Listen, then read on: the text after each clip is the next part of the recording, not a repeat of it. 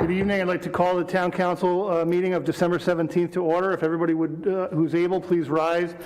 Join me in the Pledge of Allegiance and then stay standing for a moment of silence.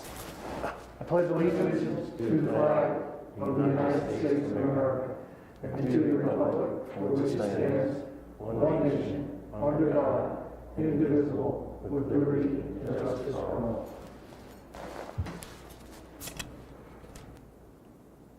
Thank you. All right, we got a pretty full agenda here. Wanted to just dive right in. So first thing we have is a review of the minutes from the past meeting, November 19th, 2020. Do we have any corrections or a motion to approve? I'll make a motion to approve. Second. We have a motion and a second to approve the minutes as presented. Is there any further discussion? All those in favor say aye. Aye. Opposed? Okay. Next, we have a closed session statement. I will read that. Closed session announcement regarding Town Council closed session, December 17, 2020. The Town Council met in closed session on Thursday, December 17, 2020 at 6:30 p.m. at the Liberty Building, 107 North Liberty Street, second floor meeting room to discuss personnel in accordance with the Maryland Open Meetings Act. All 5 members of the Town Council voted to close the session. The authority to close the session is found in Section 3-305 of the General Provisions article. The Town Council discussed the following topics: personnel, interviewed candidates for board/commission positions. Actions, no actions were taken. The following members and staff were present: Timothy E. McCluskey, President; Steve Klein, Vice President; Robert R. Hardy, Jr., Jeffrey D. Keel, and Shelby Anania, members; Stephen Walls, Town Manager, and candidates for boards and commission positions. The meeting adjourned at 6:45 p.m. Next, we're going to move forward to a citizens forum. Carolyn, do you want to read the announcement? Welcome to this meeting of the Centreville Town Council. This is a public meeting and we welcome your participation. By attending, you acknowledge that this session is recorded and aired live on QACTV 7. During the meeting, we ask that you turn your cell phones off and hold personal conversations outside the meeting room. The scheduled agenda is available on the information table just outside. Public comment will be limited to 3 minutes per person. The Town Council respects and appreciates your desire and right to convey your message freely, and in keeping with the dignity of proceedings, we ask that all views be expressed in a respectful and civil manner. Comments longer than 3 minutes should be submitted in writing. If questions are a part of your comments, we'll refer those to the appropriate individual. Thank you. Did we receive any email comments at this point? No. Is there anybody signed up as far as you know? As far as I know. I will open it up if there's any public comment. Hearing none, we'll move on. Appearances. The first appearance we have is the Centreville Police Department ceremonial swearing in of the new officer. Chief Joe, do you want to come forward and kind of talk a little bit about this, and we'll do the ceremonial swearing in? Good evening. Good evening, everyone. We're very happy to have Officer Tyler Claggett with us now. Tyler brings close to 5 years of law enforcement experience. He previously did about the Eastern Police Department.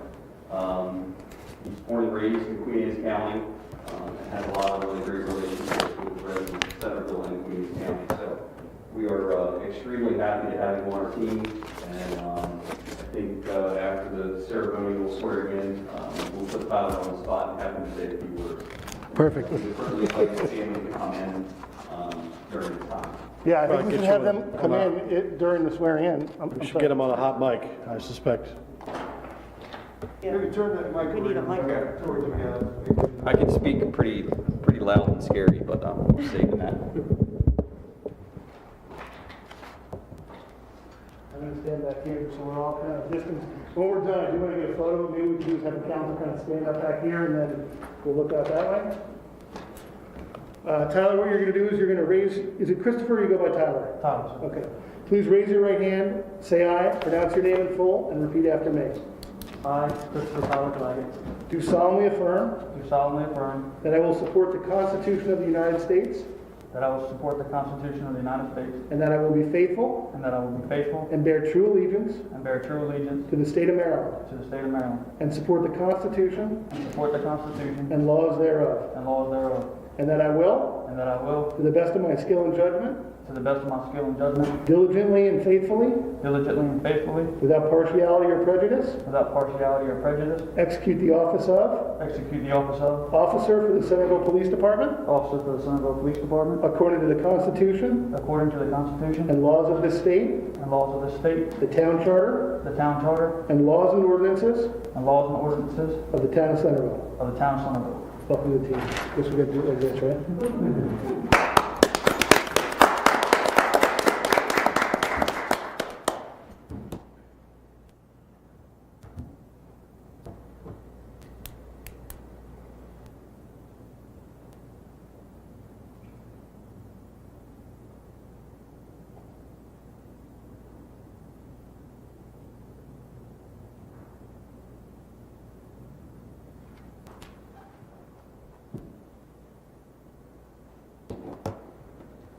Officer Tyler Claggett.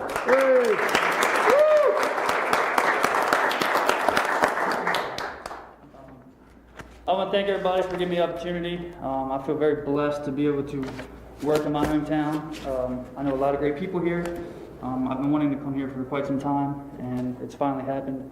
And I think it's going to be a great fit for me and for my family. Here tonight, I have my mother, Jennifer McGlashan, here, my girlfriend Morgan Meekins, and her mother, Liz Meekins. They're very supportive of me, very supportive of what I do, and I'm very excited to get the work from the town. Thank you. Great, thank you. Thank you.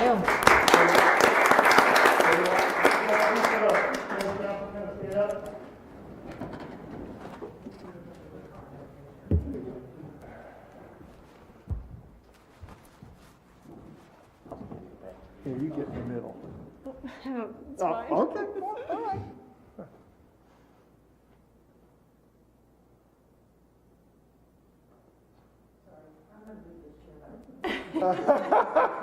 I was smiling right then.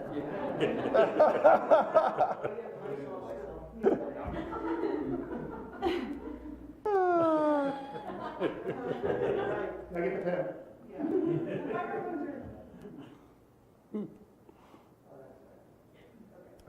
All right. Great, thanks. Welcome to the team. Thank you very much.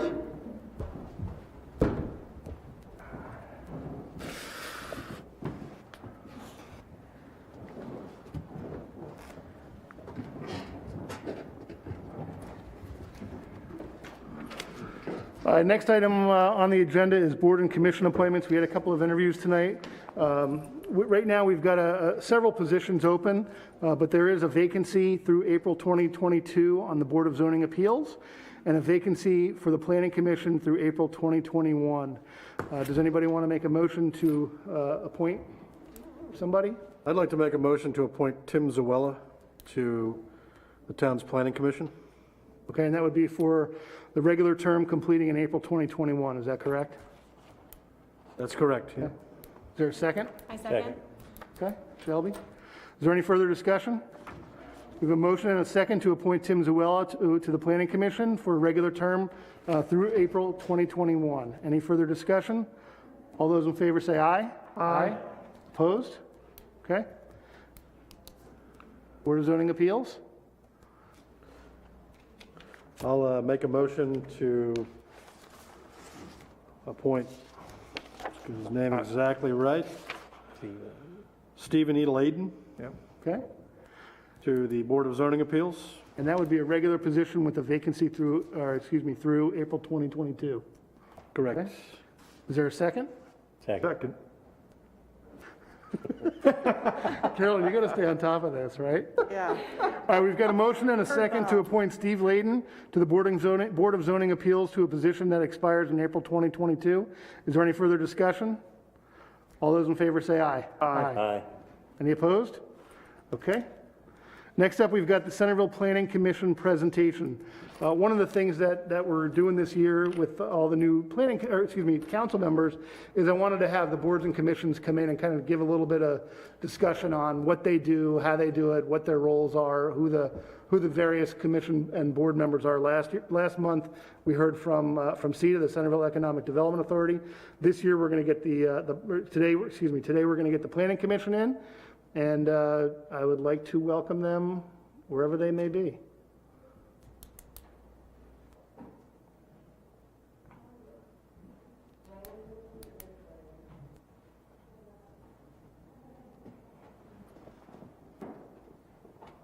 Good evening, thanks for coming. So I'll turn the meeting over to you, introduce yourself and the other members of the Planning Commission, and then kind of get right to it. Turn the mics around. Do you want to sit? Or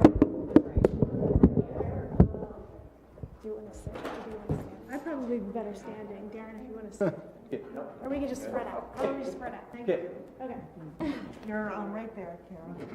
Oh, do I need to like talk into the? Yeah, you kind of got to be close to the You mic. got to talk into the microphone, and that's how you just forward? Yep, forward and backward. Yep. Okay, all right. And they can't hear you if you're not in the microphone. All right. On TV, they can. All right. Good evening, everybody. Good evening. Nice to see all of you. Okay, so we'll start out. I am Kara Voigt, and I am the chair of the Planning Commission. And I want to say that my last name is Voigt because I cut and pasted the information that you're going to see in this PowerPoint, and I put the wrong name. So I am really who I am. Afterthought. Any case, and this is Pat Fox, Secretary of Planning Commission. I'm Darren Brown, Vice Chair.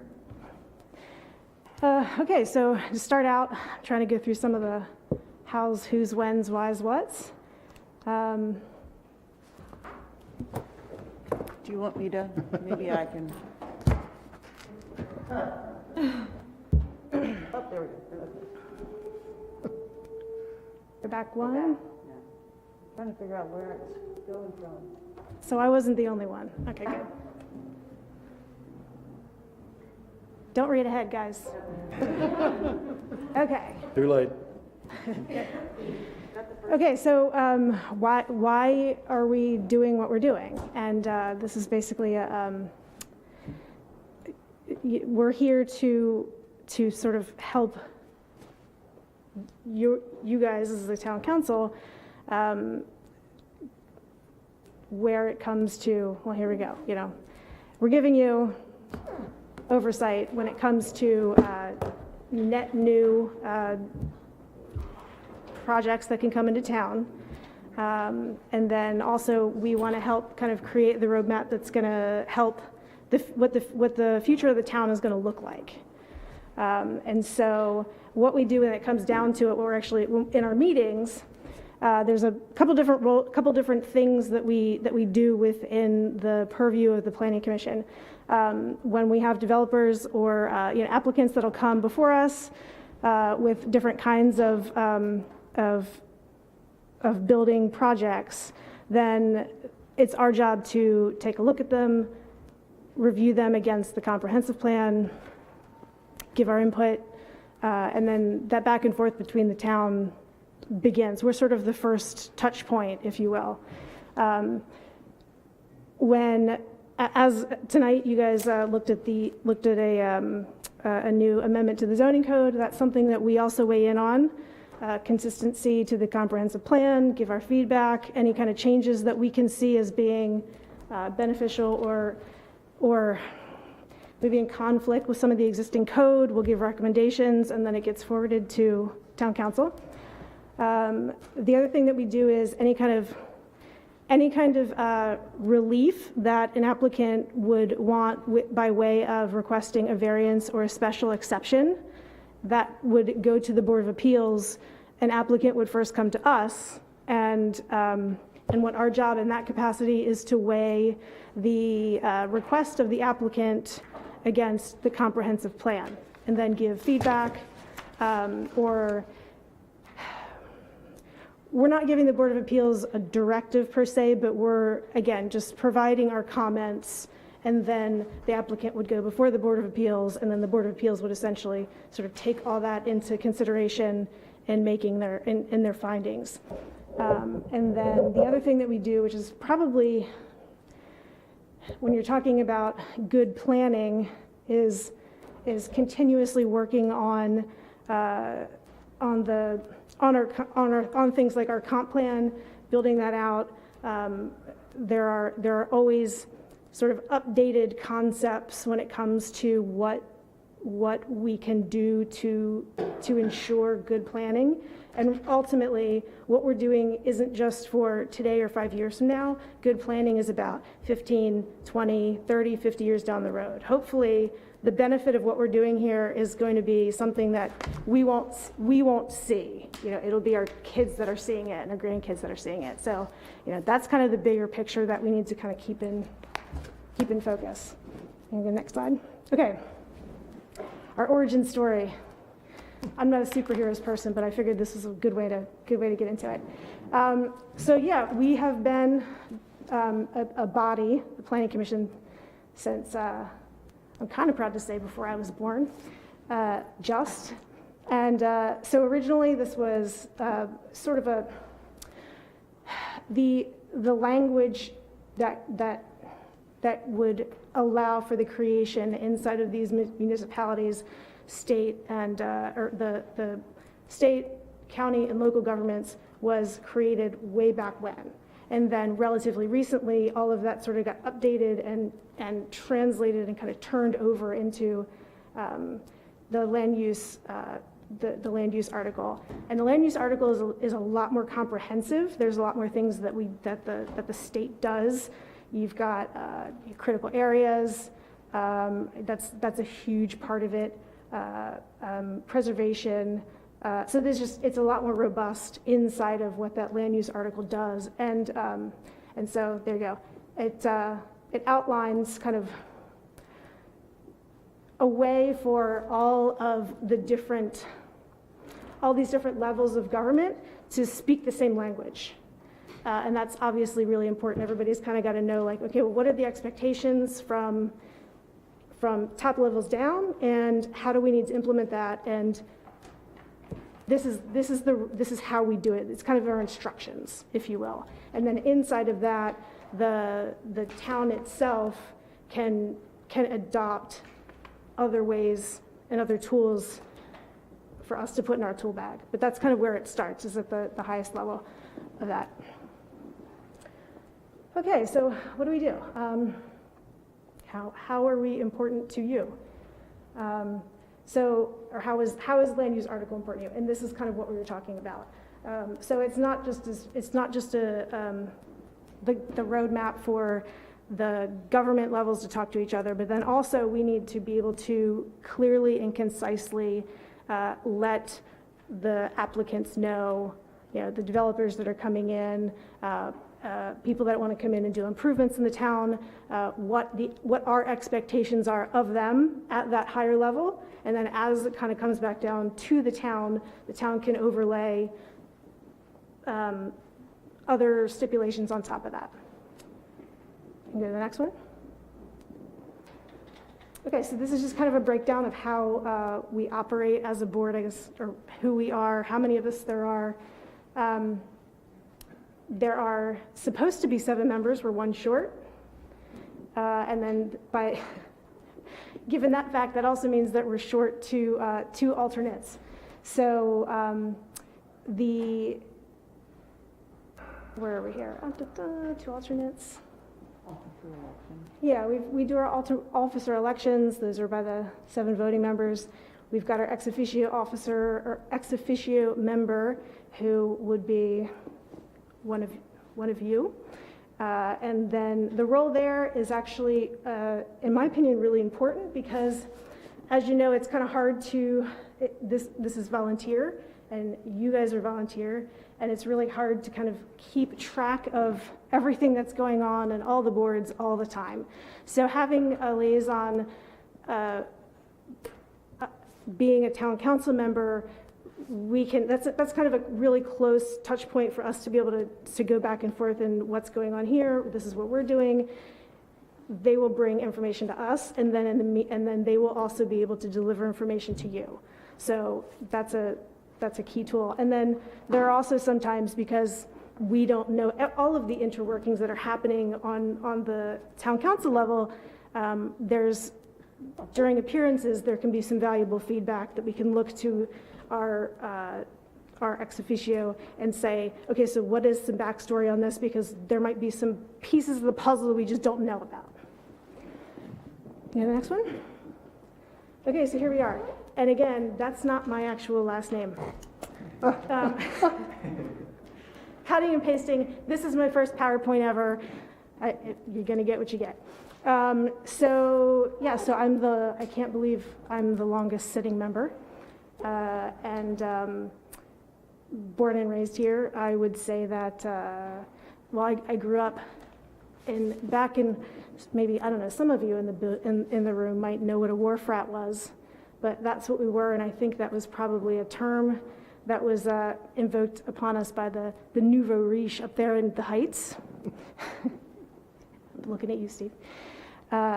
Anyway, so I was appointed, or actually, yeah, I was appointed as a volunteer back shortly after the town had purchased the wharf property.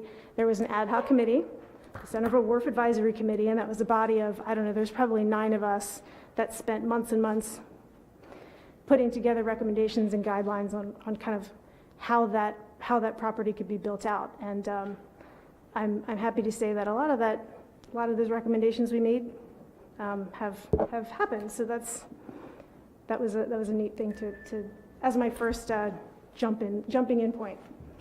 And so I guess we can go to the next slide, and then Darren's up. Yeah, so I'm Darren Brown, Vice Chair. Relatively new to this.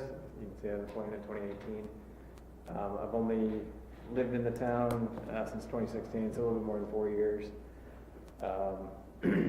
So my wife and I moved here. I grew up in Havertide, so Harford County.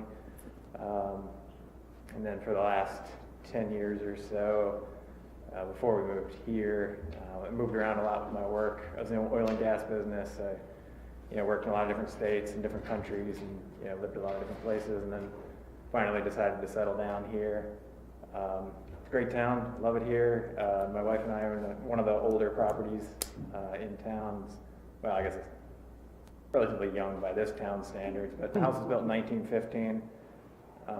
And so we're in the process of fixing it up. We love the house, and that's pretty much a full-time job on top of my full-time job. So, but yeah, so I'm enjoying this so far, and look forward to working with all you guys. I'm not going to tell you what's in that white thing up there.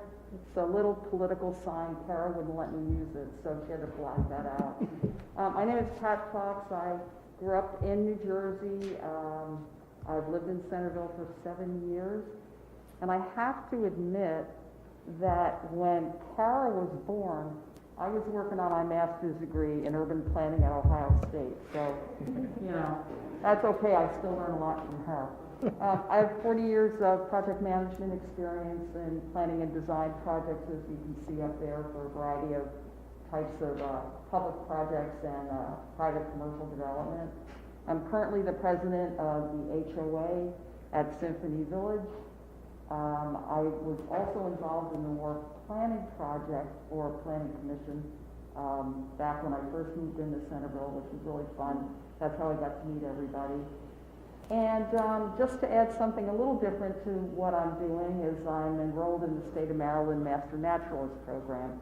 And I think it was, a year and a half, 2 years ago, we developed the landscaping, the xeriscape concept for commercial developments, which our first client, if you will, was Dunkin' Donuts, because they did it without approval, and so we wrote the ordinance to sort of pick up that kind of water-saving landscaping intent. I love being on the planning commission. There's so much to do and so much to learn and so much to offer. And I'm glad I can bring that master's degree and years of experience to the table. Thank you. Okay, so we've got 3 other sitting members that weren't able to make it this evening. So Sandy Downs has been sort of an institution around here, and if any of you are members of the Corsica River Yacht Club, I'm sure you've met him. He's been obviously with us for a few years now, and he brings a lot of kind of past knowledge to the table, which is very it's very valuable to have. And then if we want to go to the next slide would be, well, hold on, did we miss? No, that's it. I thought we had, where's Joe? Did he not? This line for Joe. Uh-oh, Is he not in there? Sorry, okay, we're missing one maybe. We'll keep going through. So Patty also couldn't make it tonight. She's one of the newer members of the commission, and so again, Symphony Village. She's a teacher. She's a nice, I would say, a nice level-headed, person to sit on the membership with us. And then I'm hoping that the next one will be Joe, and where did he go? No, Joe. All right, I don't know how to fix that. So we do have one more member, Joe Chahaki, and he couldn't be here tonight. Joe's involved in the Queen Anne's County Emergency Services Department. He is a native of Kent County, and he moved down here for work. And if for nothing else, some of you that are members of residents of Centreville may have seen Joe's about town with his cat, and I can't remember what his cat's name is, but what was his name? General. General, there you Oh, go. Okay, yeah. so that's Joe. That's Joe. Famous. And I created a slide for him. I don't know where it went. So, you know, but yes, with the cat. It's brilliant. Anyway, I'll send it to you after the fact. Okay, so what have we been doing? What's important, and what have we done for the town so far? So the comprehensive plan, like I said, is really the most important tool that we use. It's the foundation of everything that we're sort of giving input on and working from. And every 10 years, the community plan sort of gets an overhaul, again, based on, sometimes we can remove things because we've actually gotten there, we've accomplished that goal, or you know, basically there's things that we can cross off the list, so that those can go away and the new things can be put in there.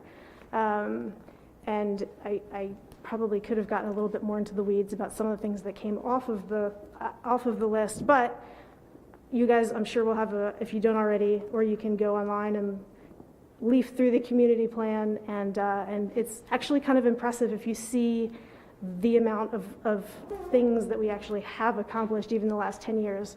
So given the pandemic and then also the fact that weirdly, the census should coincide with the data that we want to put into the community plan, but it doesn't necessarily sync up like that. So, so what we've done, maybe kind of taking advantage of the pandemic a little bit, is we're sort of slowing that process down a little bit so we can get some better numbers as far as what we're forecasting for the town itself. And then continuing with that. So that's kind of in process right now. Design standards is something, again, that's part of the community plan. Really, really important. Before that, we didn't have any way to sort of direct the way that we wanted the town to look. And so reading through that, again, you can see direct evidence as to how it's been a really valuable tool to be able to implement moving forward. The sign ordinance that we've worked on, there was an existing sign ordinance. For the sake of making it more user-friendly to applicants, we spent a long time reworking that, so it was a lot easier to understand. There's a chart in there, kind of lays out who you are, what you might want to do, and where you can do it, and what you can and can't do. So that was something, it was probably a year and a half worth of work sessions that we finally got through about a year ago. Another thing that we did create, which is really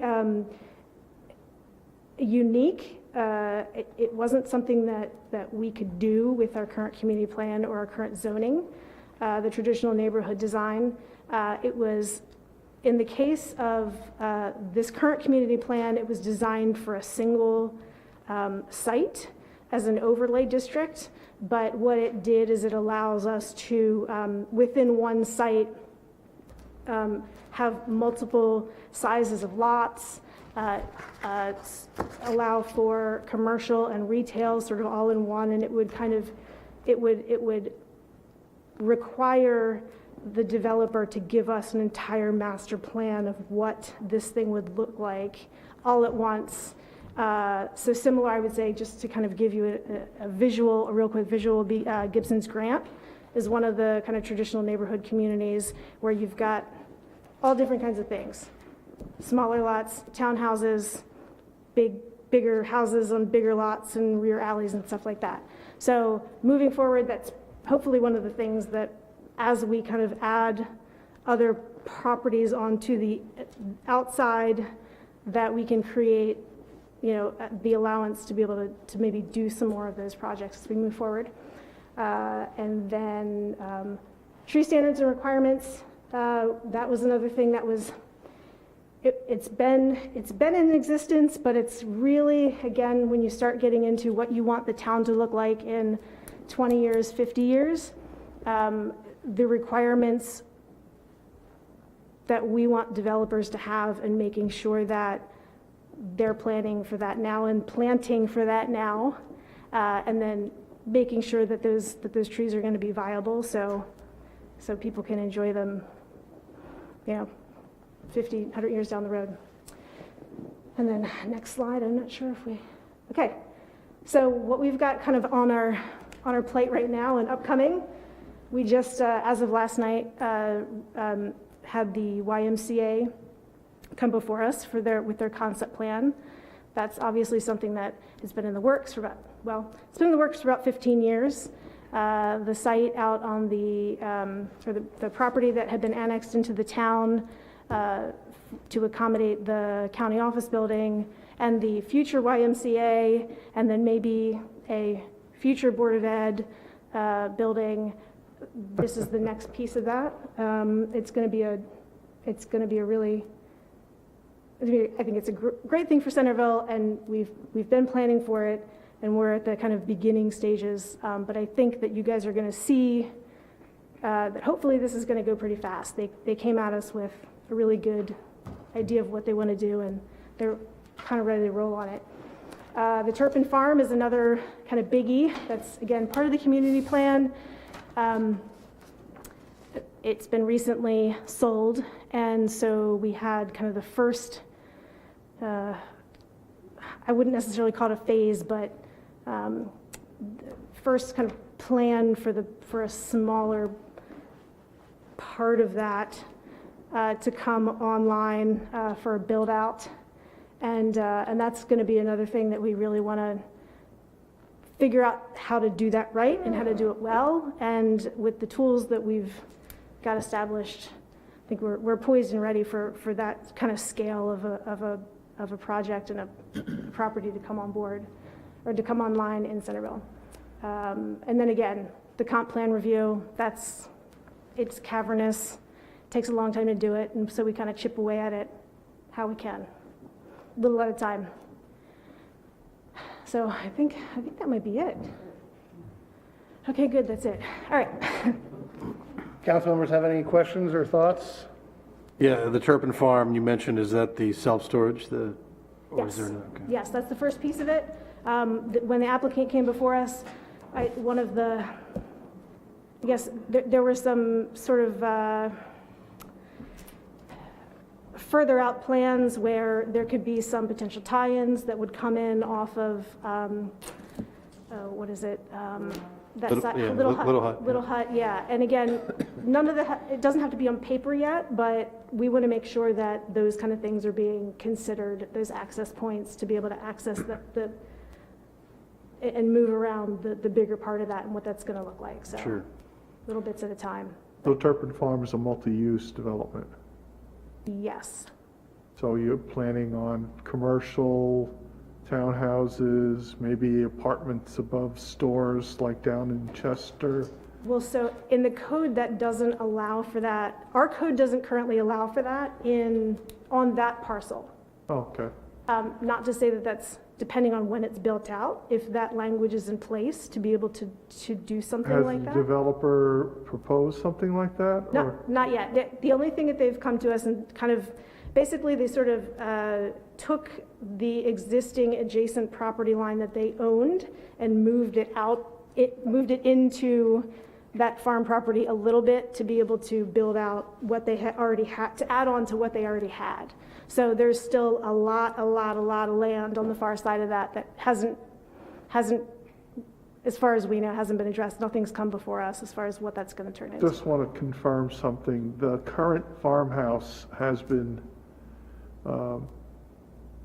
Mary Margaret has made mention that she is going to be developing or using that for a women's museum. So I think that was something that, going back to our ex officio officer, I think Tim had talked to us about that, but that doesn't fall under our purview, but, so I don't know what Okay. what the status of that is, but. Yeah, so that would be a text amendment to the zoning code. The council would be responsible for making that amendment. No, But it would go to the planning commission. But yeah, that's in the works right now. That's in the works, which is, we just supported her and what Paige put forward to get a matching grant last meeting so she could have a woman's exhibit on. Well, thank you. You mentioned annexation. There are words to that effect as I've been going through the Economic Development Plan 2015 one. They mentioned that word. What does annexation mean to you as the Planning Commission? So within the community plan, there are, I guess, areas that would take priority, and asking me what each parcel is right now. Please don't do that to me. But essentially, it's sort of looking at the size of the existing property that would be annexed, what that potential zoning would be, what kind of burden that would place on the town facilities, and then also what could be the potential benefits to the town with that piece of land coming kind of on board or being annexed into the town. So if somebody comes in and says, I would like the town to annex my whatever, does the county has zoning for property like that, correct? Would we change it, or they would file with us? I'm just trying to learn. So most of the existing property that would be sort of in these areas that could be annexed are right now, I believe, agricultural. So the town doesn't have an agricultural district per se. So then at that point, depending on which parcel it could be or which area we're talking about, Okay. It might be more beneficial that if we're annexed in, it would become a residential. Or it could be part of what would be like a mixed-use corridor, or so it's sort of like what it sits up against as far as the borders of the town, and what makes the most sense for what that could be, and it could be it could be broken up. No. Inside of I that think to you're say, well, giving this me- part makes sense to So be I'm this. just trying to understand the role, so to speak, of the 5 people up here working with the Planning Commission and working with the developer. So the developer first approaches the Planning Commission? All not on annexations go through the annexation. council. What? The annexations all go through the council. Yeah. Okay, but I mean, it's a triad, a three-legged stool, I would say?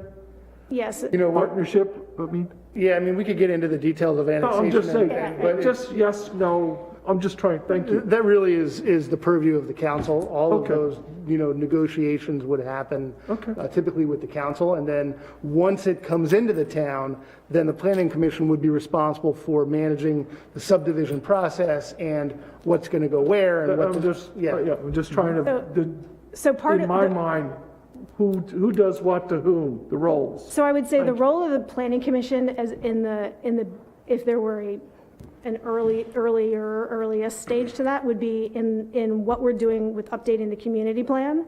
Right. So again, in the community plan, there are maps that would kind of give you those priority areas, like, area 1, 2, 3, 4. And so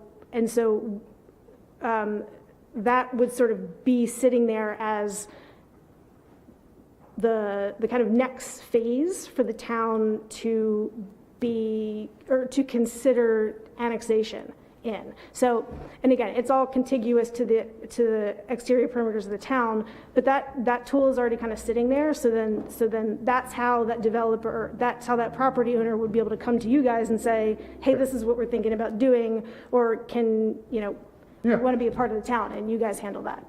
So we kind of established the framework for it, and then it's back onto you guys. But it's already sitting there, again, only every 10 years. But we're also evaluating appropriate land uses Yeah. for that immediate locale. Okay. That's a very important part of what the planning commission does, referencing the community plan Right. and Oh. existing uses. So if some piece of property that's currently in the county that comes under the purview of planning and zoning of the county, does the planning commission work with the county to move that over, or what? I mean, So It's what back would to the happen is town. first of all, it has to be contiguous to the town, right? So it's Right. got to be a property that's next to the town. Right. Chances are that it's in county zoning under agriculture. Right. Once that comes into town, the advantages of annexation is, once it comes in, they're given special privileges that they wouldn't get being a part of the county, right? You're able to have a much higher density. Oh, And you yeah, have okay. water and sewer access and all that kind of stuff. So what the planning commission's role is that they're saying, okay, if and when the town grows, this parcel should be this, right? If you take an example, if you look out, going out 305, right, at the very edge, you've got the potential industrial park where Tidewater Publishing is, right? So that has been kind of master planned as if and when it comes, the planning commission says that should be some kind of right, that's in the 2015. Correct, yep, report. that should be that type of a plan. Okay. Closer in, maybe is gonna be more on the housing. The council's yeah. responsibility would be,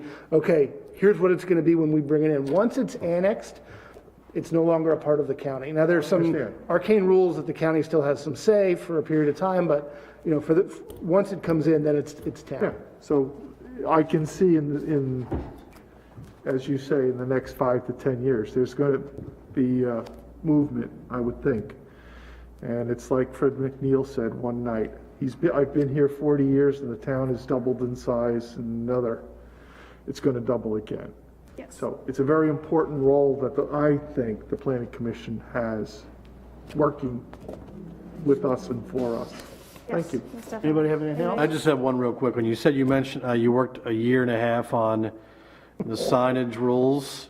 Yes. And I just, are we doing all we need to do to enforce the things that you all work so hard on, or That's is there more we can do to help in that regard? Because it would be a shame to have rules on the books that are not being enforced. So I could turn that back on you. No, I mean, it's, we're sort of more of the legislative body, and then, and honestly, part of when we're crafting this language, we need to take into account how big of a bite are we expecting the town staff to be able to take on, and how realistic is that? It's not within our purview to say, well, we're going to put these we're going to hand over this new sign ordinance to you, and oh, by the way, we can't mandate for a full-time sign inspector to come on board, So there has to be realistic expectations in what that means. We like to know that the things that we're implementing are going to have some oversight, but that's also a town staffing thing, and we as a body don't have any control over that. We do try to keep it in mind, but we don't have any direct control over it, so. We have had a code enforcement officer in the budget that has not gotten funded for many, many, many years. Yeah. So, we have a complaint-driven environment, so, we don't really go after anything unless there's a complaint, and even then, it takes a long time just because we don't have the staffing. I would say that that's probably some of the biggest feedback that we get, and I don't know if this is the same for you too. I don't mean to be just hogging the mic. Feel free to. But when we have residents come to us and say, well, how come this thing isn't getting taken care of? Or if this has been established, then how did that just happen? And And again, we don't have any jurisdiction over that. It's just like, well, you can call the town, and yeah, unfortunately, what Tim said is it is complaint driven, and there have been some things that hadn't gotten taken care of, or because we did not have adequate town staff, weren't handled correctly, and by default, the legislation that we have put in place hadn't been handled. Sure. So I'm trying to put that delicately. I'll just add one thing, that when a commercial development comes into town, and of course with commercial development, they're going to request signage. Within the ordinance, we have criteria about how big it can be, based on a number of factors. So that's where we can have direct control. Yeah. Thank you. Anybody else? I just wanted to add a couple of things. Thank you, guys. It was really, very, very thorough. The Planning Commission, just for the council's understanding, one of the only bodies that we have that actually has decision-making authority. Article 66B, whatever it's called these days, is very, very broad-reaching, and they really have the ability to impact land use decisions without council purview. In fact, that's one of the reasons that the Planning Commission members are appointed and not elected, because it takes the political part away from it, right? I mean, you're going to get calls from developers saying, hey, I really want to do this, and you can have an arm's length and say that's up to the Planning Commission. So thank you guys for coming in. One other plug I wanted to make is that we did just appoint somebody tonight. Oh, good. We will be swearing him in hopefully soon. But we do still have 2 alternate positions that are out there. I think we've got some great planning commissioners now, but really what we're looking for is anybody who has an interest in serving and an interest in helping out. Darren, I think you're a great example of an alternate, right? Darren got on board and wasn't really sure, and he said, sure, I'll be an alternate. I just got to sit in the back, and before you know it, I think 6 months into it or so, all of a sudden you became a full member. So I think that happened with both Darren, Joe, and Patty. So yeah, and that really is the value of having alternates, because this is a volunteer body, and honestly, there are times where we're putting in a lot of hours a month, and everybody's got other things going on in their life, and sometimes people just can't dedicate the kind of time to it. So we do have turnover, and then again, it's a volunteer body, so not everybody can make it to every meeting, and sometimes there are some important appearances coming before us, and we've run into situations every now and then when we don't have a quorum, and so we can't take an action on something that's kind of important, and you've got a lot of people that are in that room that are paying a lot of money for consulting and architects and engineers and all that sort of stuff. So it is important for us to be able to have sort of seconds and thirds to sit in if and when need be. So yeah, definitely. thank you, guys. I appreciate you coming in. Thanks for your service. Want me to wipe down the table? I see the sign. Sure. I'll let you wipe down the table. I'm gonna. While you're doing that, Pat, I'm gonna move right along. I want to keep this rolling here. We're gonna add appearances. We're gonna do the FY 2020 audit. We've got Chris Lehman here, and I think if we could just kind of do that part and get that part done, we can move on to the rest of our agenda. Karen, do you need to come up and say anything, or just give it over to Chris? I think, Chris, yeah, I mean, we just finished it, got everything closed. Tim, I have hard copies. Do you want me to pass this out? So? Sure, I'm sure everybody would like to have that and keep it up on their night table. Thank you. That's where mine already is, so thank you. Thank you so much. Appreciate it. Good to Works see you. like a charm. Nice to meet you, Chris. Hello, nice to meet you.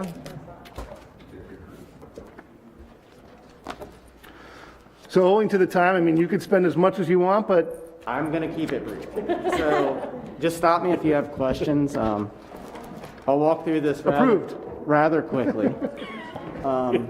If you turn to slide 3, and hopefully you can hear me through the mask, but I'll try to speak loudly. Lieutenant Neal's going to be your flip. Okay, if you can go to slide 3. Next one. We were engaged to audit the fiscal year June 30, 2020 financial statements of the town. We also assist with the completion of the Uniform Financial Report. That's a required report to be submitted to the state upon issuance of the financial statements, and we're on target to meet that deadline for the end of this month. as well as we're available for year-round consultation. I've included my contact information in the back of this, so if any of you have questions at any time, I know you don't get to see me very often, so I do have my contact information in there, and Karen knows how to reach me as well. On the next slide, this is just a summary of the results. We've issued an unmodified or clean opinion on the financial statements. That's the best opinion we can give under professional standards. Can you repeat that, please?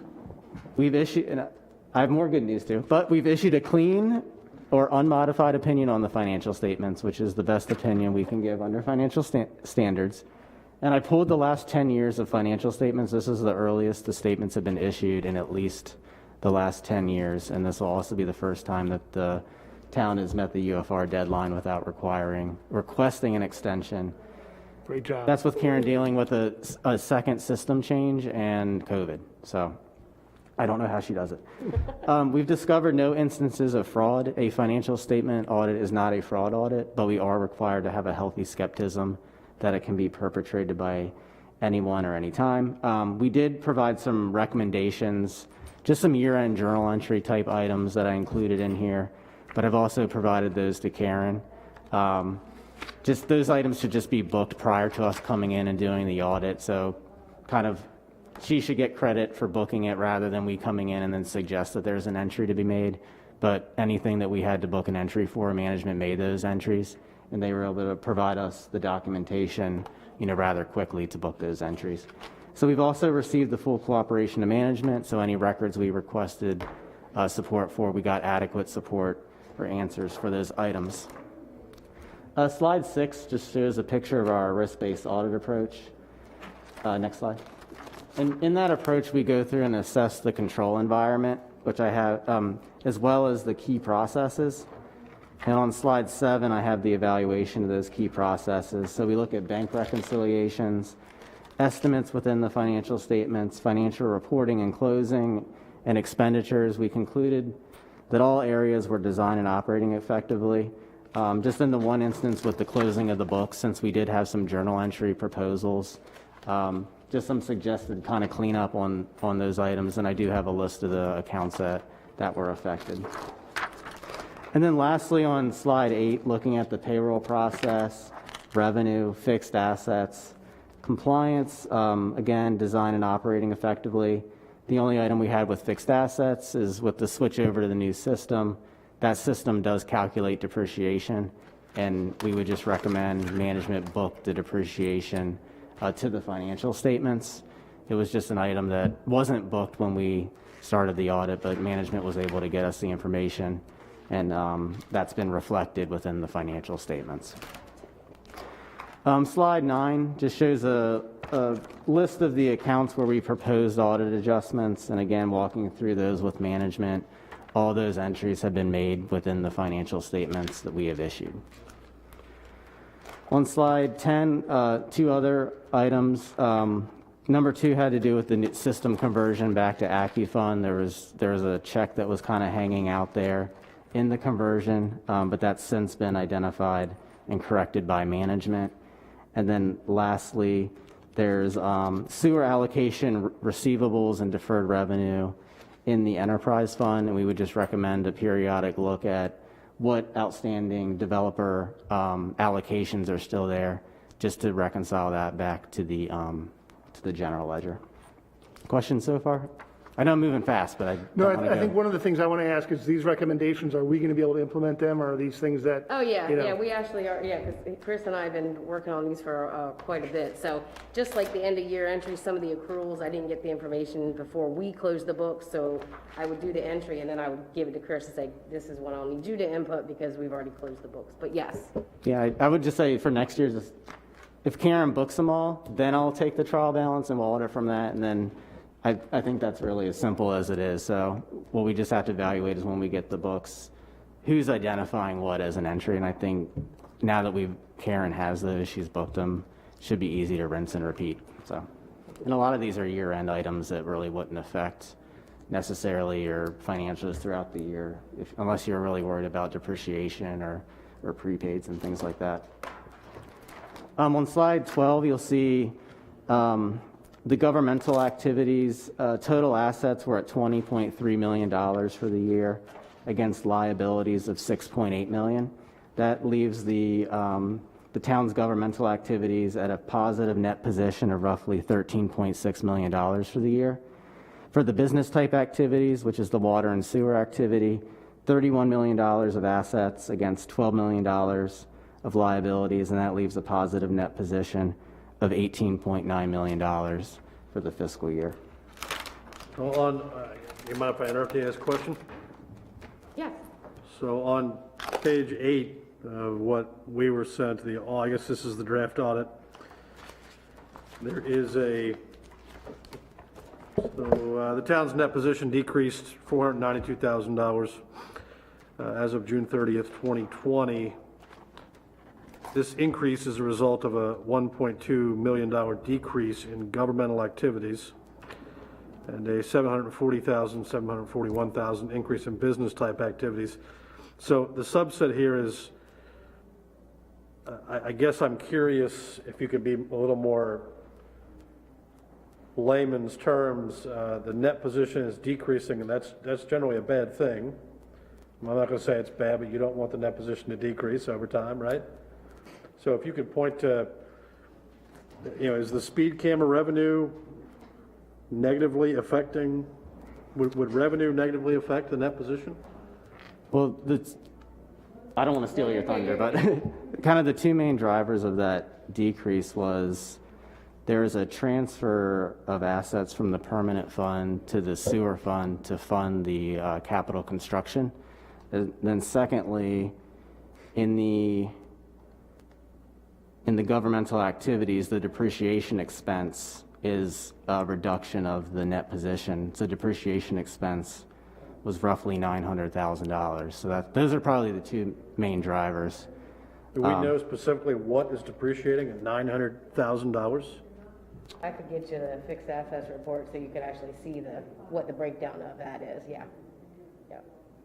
Fantastic. The other question I have is, and this is noted in this report, but Section 520 of the town's code outlines that there's a limitation on borrowing that is not to exceed 20% upon the assessable basis of the town. And I'm just curious, what 20% of the assessable basis of the town, is that something that would be in this report? Do we know, is that a knowable thing? 20% of the,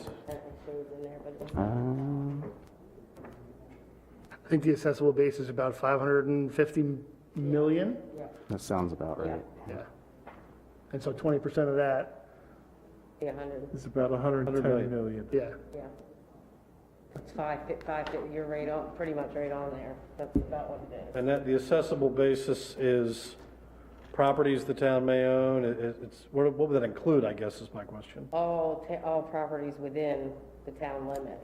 It's not town-owned properties. It's Yeah, it's your house, my whatever- house. It's like what you pay property everything added tax up. on, yeah. It's all the houses and the businesses, I everybody. see, okay. That's very helpful, thank you. Okay, and then on slide 13, you'll see, again, for the governmental activities and business type activities, total revenue of the town and the governmental activities was roughly $4.9 million for the year against total expenses of $5 million, transfers of $1.2, which leads to a negative change in net position of $1.7 million. In the business type activities, there's $1.8 million of revenue against $2.3 million of expenses, and that transfer coming in between the funds of 1.2, which leads to a positive change of roughly $740,000 in the business type activity fund. Starting on page 15, and I won't read through every point, but this would be our opportunity if we had problems getting through the audit, or if there was, like I mentioned at the beginning, fraud concerns or material weaknesses, I'd be required to bring that to your attention. There's really nothing of a negative nature I'd be required to bring to your attention other than the recommendations that we provided to management. But aside from a clean audit, if we had problems getting through the audit of those type of natures, I'd be required to bring that to the council's attention. So that's all I had formally prepared. Anybody have any questions?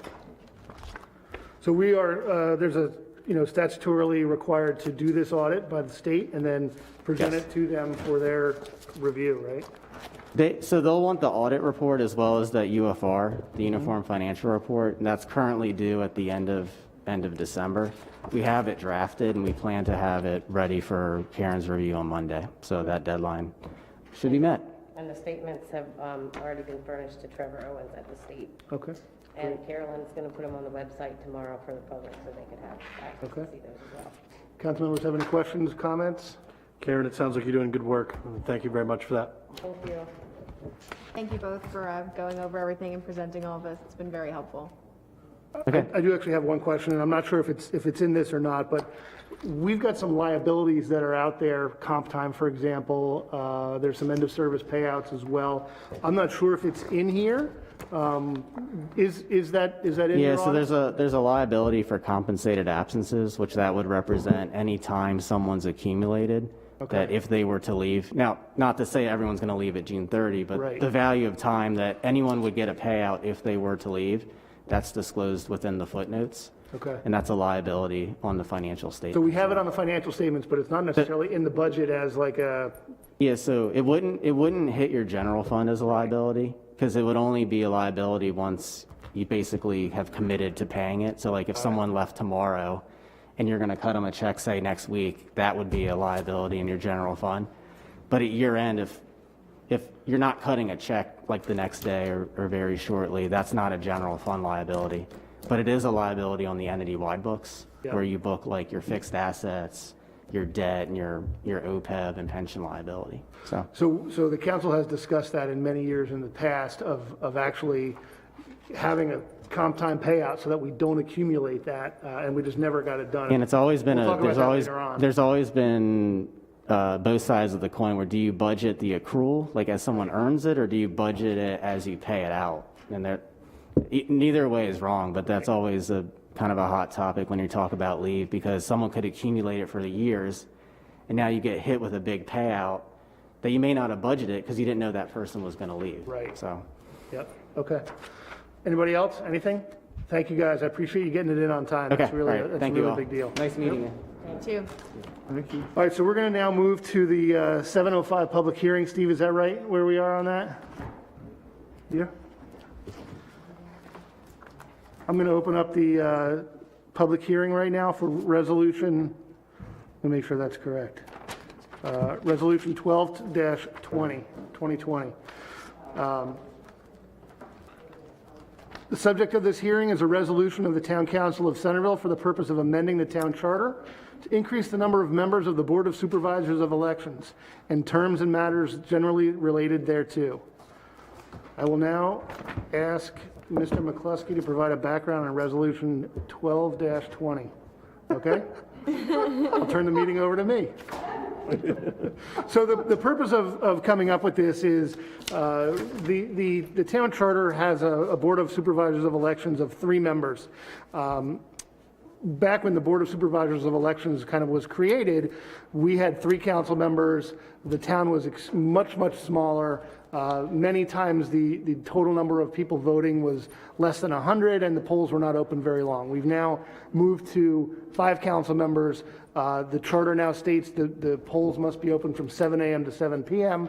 And it's a big day for a volunteer, right? And so if for some reason someone gets sick or work prevents them from coming, now you've only got 2 members who have to be there, right? And safe elections are probably one of the most important things, as we've seen this year, that we have to ensure. So what this resolution would do is this would allow for us to have 2 new members come in, and therefore, if for some reason somebody couldn't make it, we've at least got 4 people that can come in and take care of that. So I'll now call for Carolyn Brinkley, Town Clerk, to present evidence of the published notice of this hearing. Certificate of Publication, State of Maryland, County of Queen Anne's. This is to certify that the annex legal advertisement has been published in the Publications and Insertions.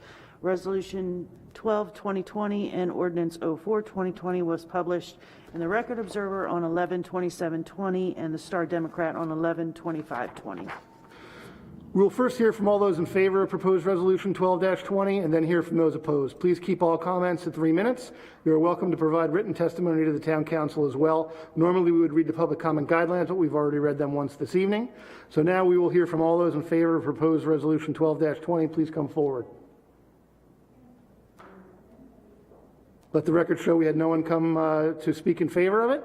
We will now hear from all those opposing proposed resolution 12-20. Please come forward. Let the record show that no one came to spoke opposing it either. The Centreville Town Council will consider all comments presented this evening before making a final decision regarding proposed resolution 12-20. Do I hear a motion to adjourn this hearing? So moved. Second? Second. All in favor? Say aye. I now declare this hearing adjourned. Thank you. We're going to move on to our second hearing of the evening. Public hearing, Centreville Town Council, Ordinance 04-2020, increased members of the Board of Elections. Wait, is that right? That's a lot line adjustment I think we're going to now. That's the lot line adjustment. Oh, sorry. Okay, I apologize. 4-2020, lot line adjustments. The subject of this hearing is an ordinance to amend section 138-5 of the town code for the purpose of establishing regulations for lot line adjustments and administrative lot line adjustments. I will now ask Ms. Van Emberg to provide background on ordinance 04-2020. Sharon, would you come up so that we can hear you on the microphone, please?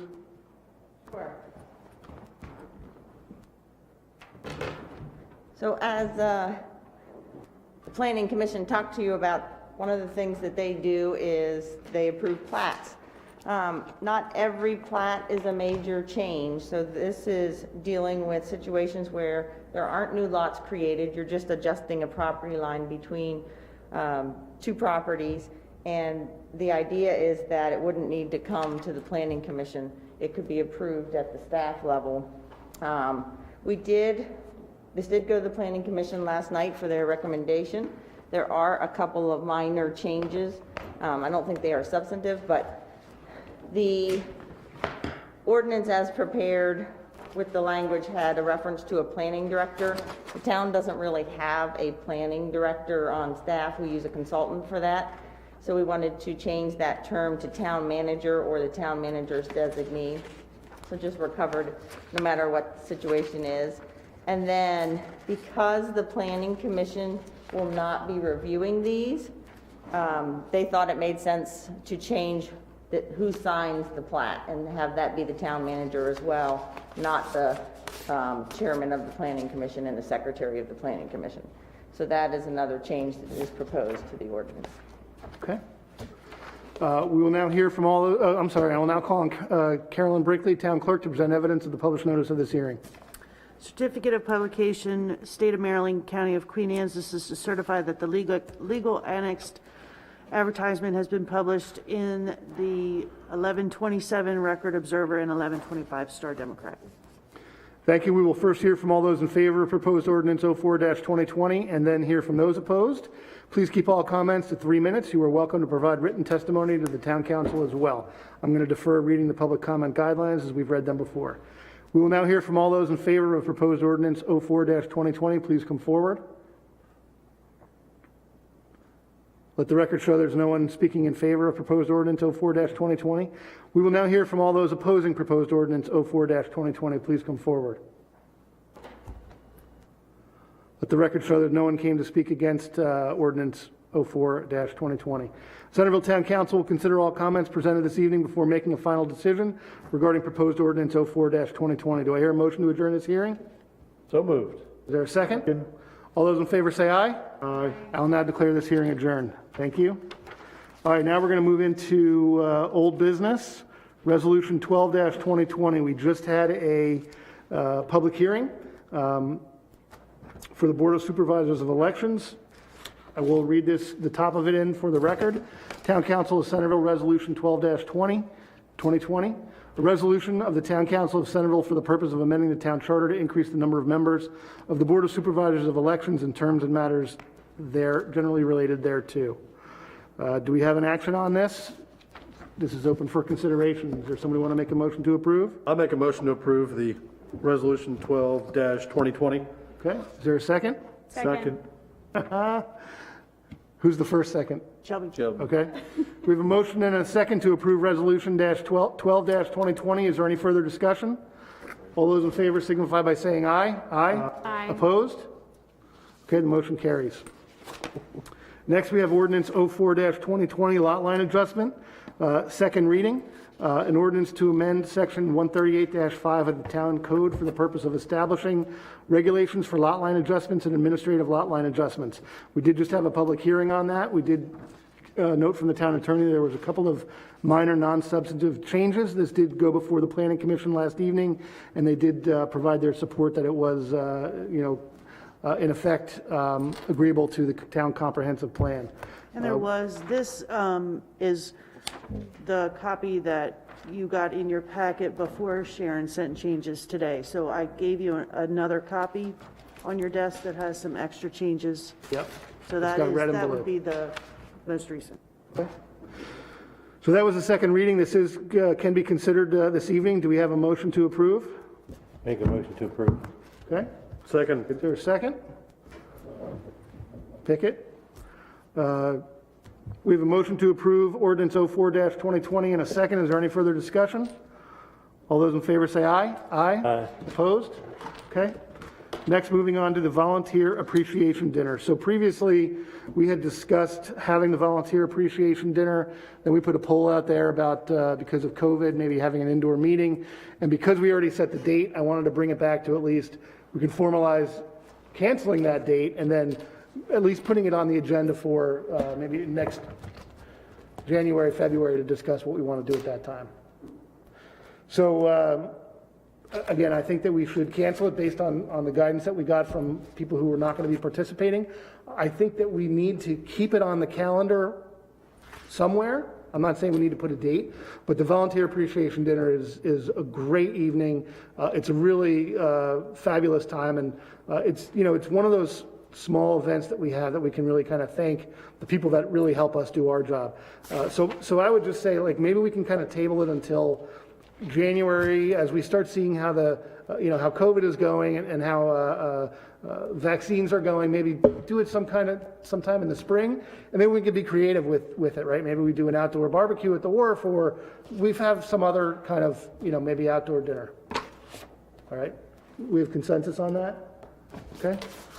I would say put it off until February because vaccines are not going to be coming out tomorrow. Okay. All right. So why don't we put it on the agenda for the first meeting in February to discuss at that I think point? that would be better.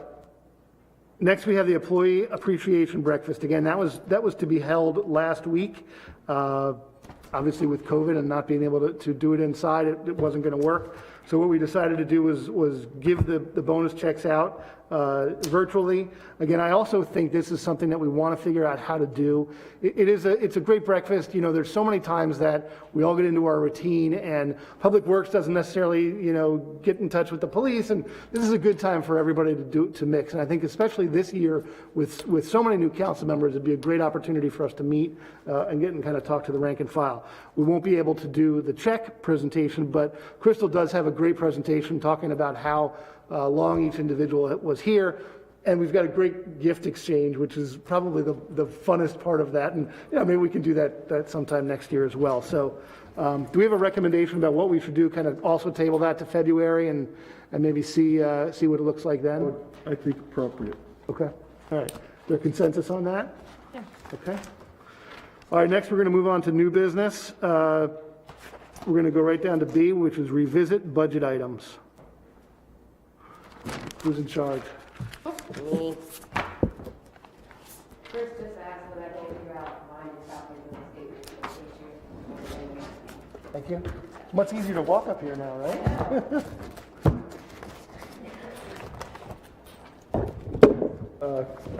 Carolyn, was this part of the packet we already got? Oh, okay. Yeah, that's the actual bound So we version. killed a few more trees. Yeah.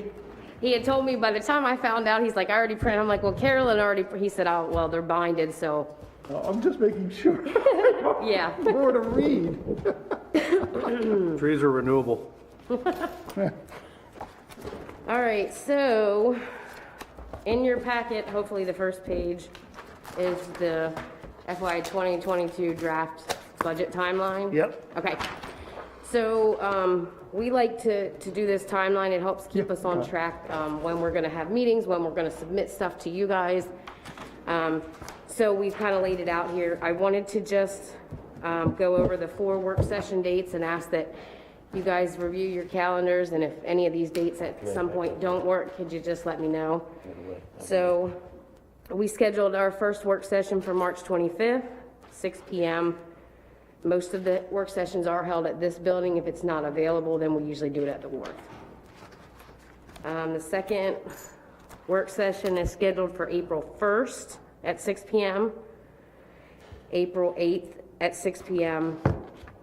Usually we have 3, but I wasn't sure how it would go with new council. If there was any questions or issues they would have, I added a 4th one just in case. If we don't need it, we can always take it away. And I also left room in case we need another one. So April 15th would be the last work session at 6. Steve and I work with department heads throughout to get the budgets ready. So the first draft budget will go to council on March 18th, which is a week before we have the work sessions. And then June 3rd is when we adopt the budget. So we have that timeline in the middle to kind of go through things.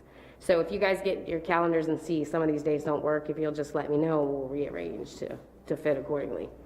Some of these are The 1st done. and the 15th of April, those are council meeting nights, so we Yes. would do it before the council. So we'll start meeting. at 6, break for the meeting at 7, and then go back into the work session after. Okay.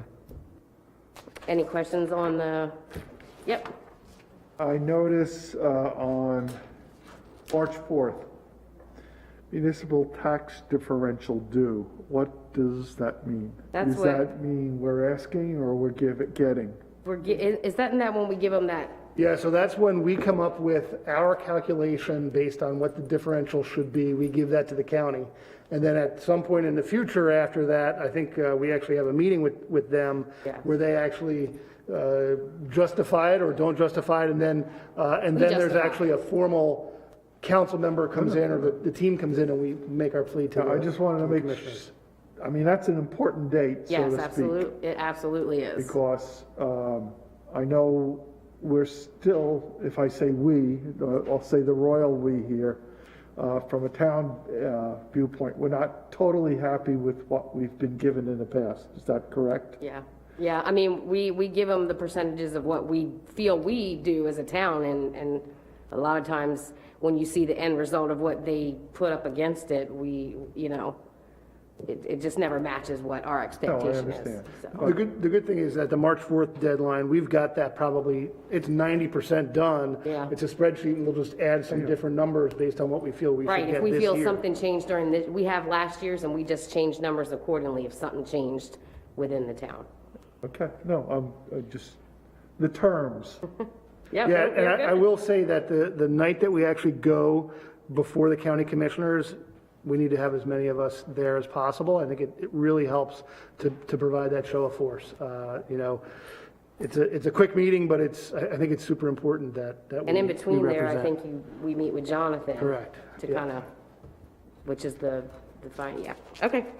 Can you email us this, just so we'll have our dates on there, if we haven't gotten it already? Can I email you what? Just the dates so that, like, I don't have time to put it on my calendar right now. Yeah. Okay. Dates of the work sessions? Correct. All right. All right, yep. All right, is the next thing you have in your packet the actual budget? Should be the bank balances. The bank, okay, I wasn't sure if mine was in the same order. All right, so you'll have this shows all of our bank accounts and their current balances, just so you can kind of see where we are at this moment in time. General fund would be first, our revolving housing fund account, perpetual care, which is the cemetery, investment fund, which was the permanent fund originally, and then the enterprise fund. So can I just point out a couple of things here? Yep. There's up under the general fund cash account, there's a Queenstown Bank CD, which is a collateral against a promissory note that we have related to the purchase of 105 North Liberty. And that's going to be something that I want to talk about later and we'll present at a later council date. And the other part is the investment fund bank account, again, that's from the permanent fund, the restricted fund, whatever you want to call that. Karen, you have an asterisk here that talks about how it was restricted until the residents voted. I just want to make sure that it's still restricted. Yes. Right? The remainder is still restricted. Unless but we were voted. allowed to spend that particular amount. Okay. Yep. Okay, thank you. So 938, well, $936,245 is, for lack of a better term, a rainy day fund for, If approved by a special election to allow us to use it. sure. Yeah. And what's the mechanism for providing revenues to that account? If we wanted to make a contribution to that account, is that something we just do?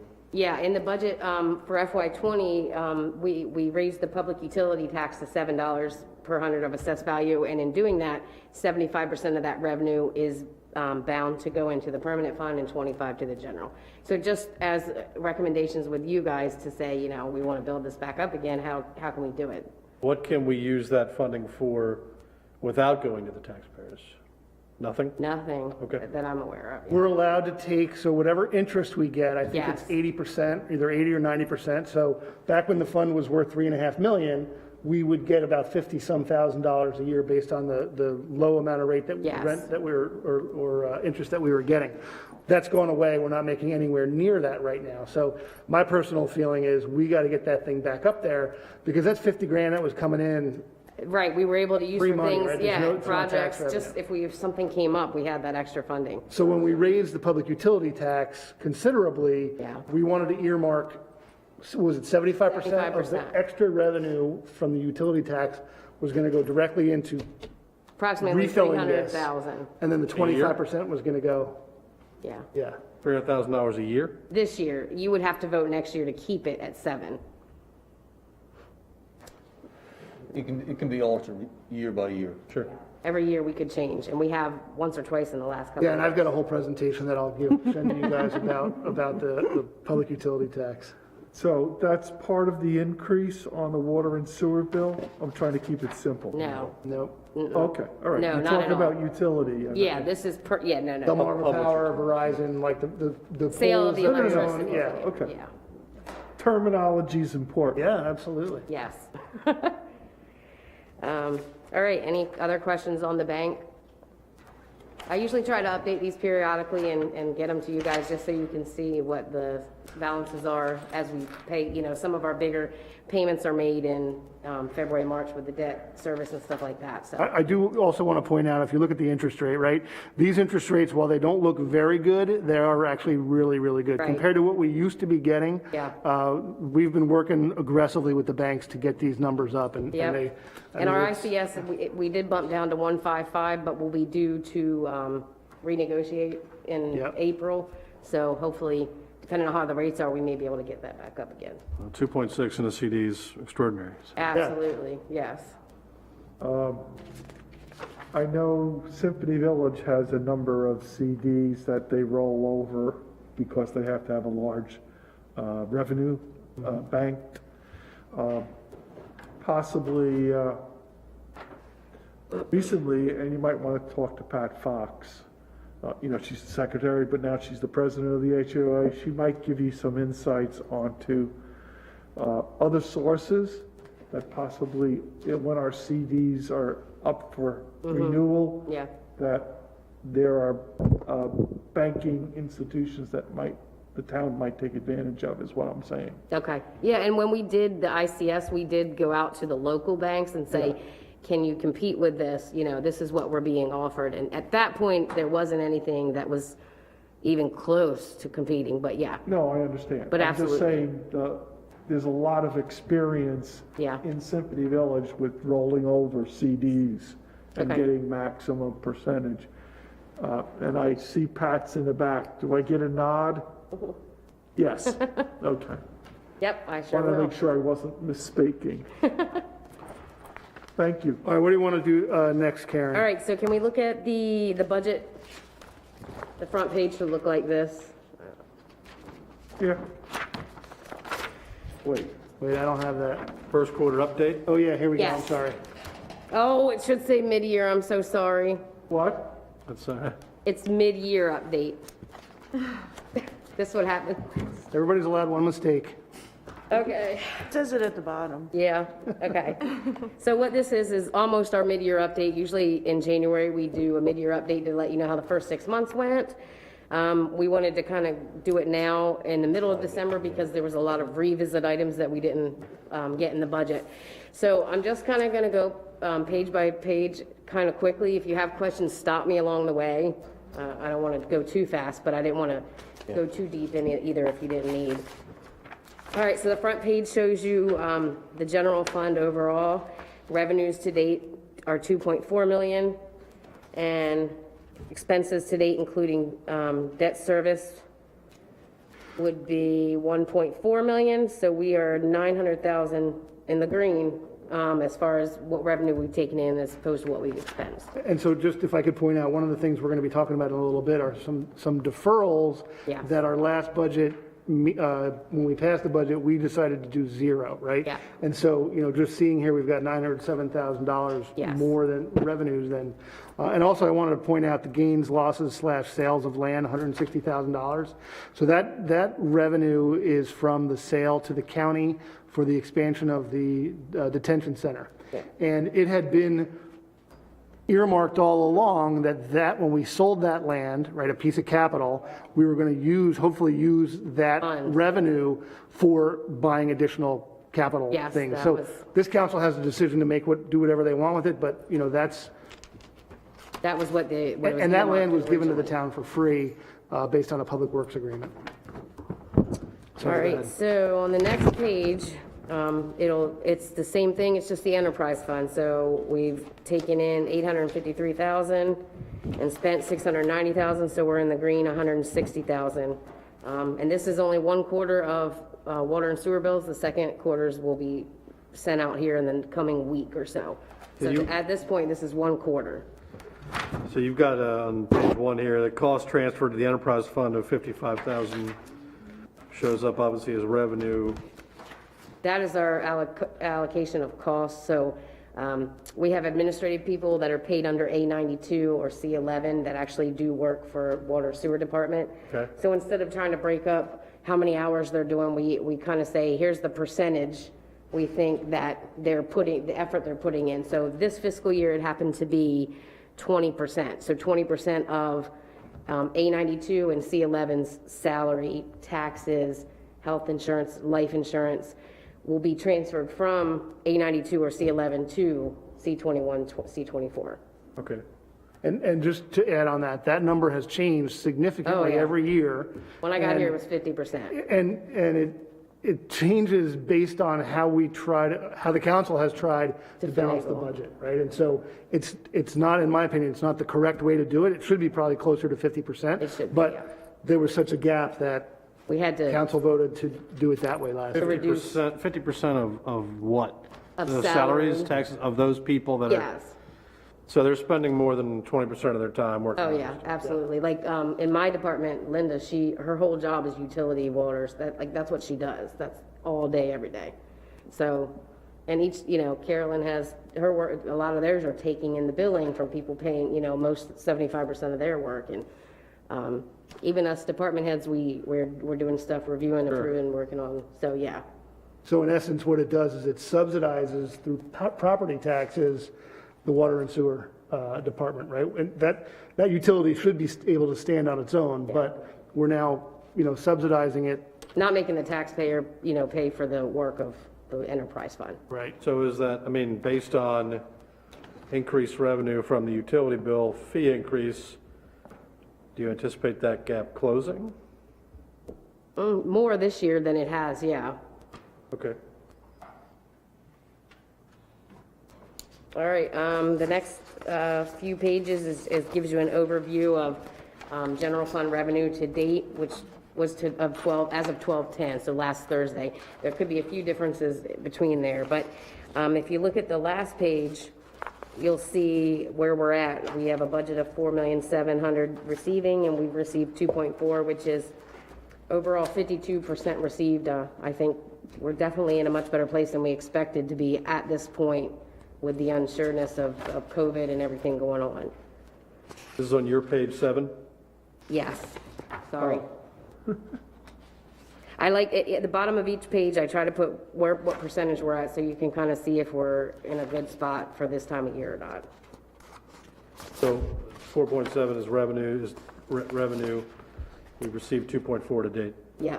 Okay. And that has no money for public utility yet. So the certifications come down from the state, I create the invoice, and then I mail it out and they pay it. With COVID, they're running behind. I just got my first certification this afternoon for Delmarva Power. So Monday, that invoice will go out for The 300. certification she's speaking of is the assessable base. Oh, sorry. For those utilities.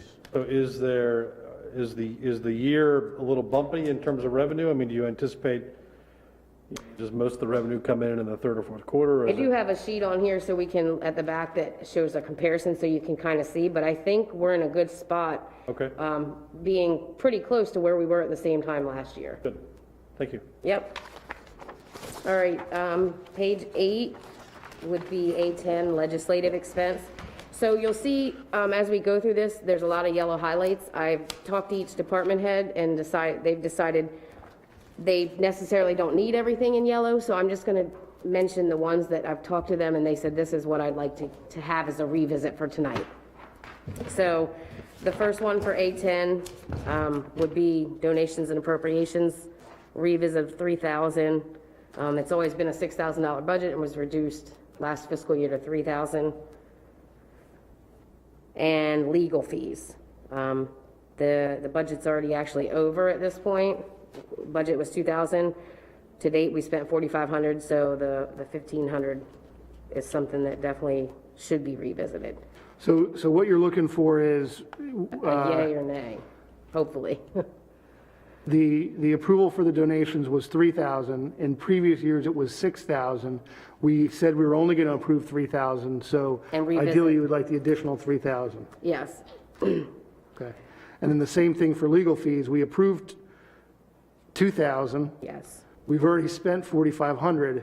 The revisit is $1,500, but that's not even going to take us No, up. and at the end of the year, if overall, I can do, we'll do the budget amendment to cover any, unnecessary. I didn't know if you would want to go higher than what the revisit was, so we left it just what we had intended.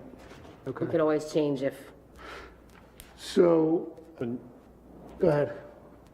I don't want to bump ahead too far, but conventions, meetings, lodging, food, and travel, I mean, that's why, that's why the only two that I mentioned are the only two we're gonna ask. The other ones we're gonna, because we're not sure if we're gonna have meetings or if they're gonna be virtually or in person.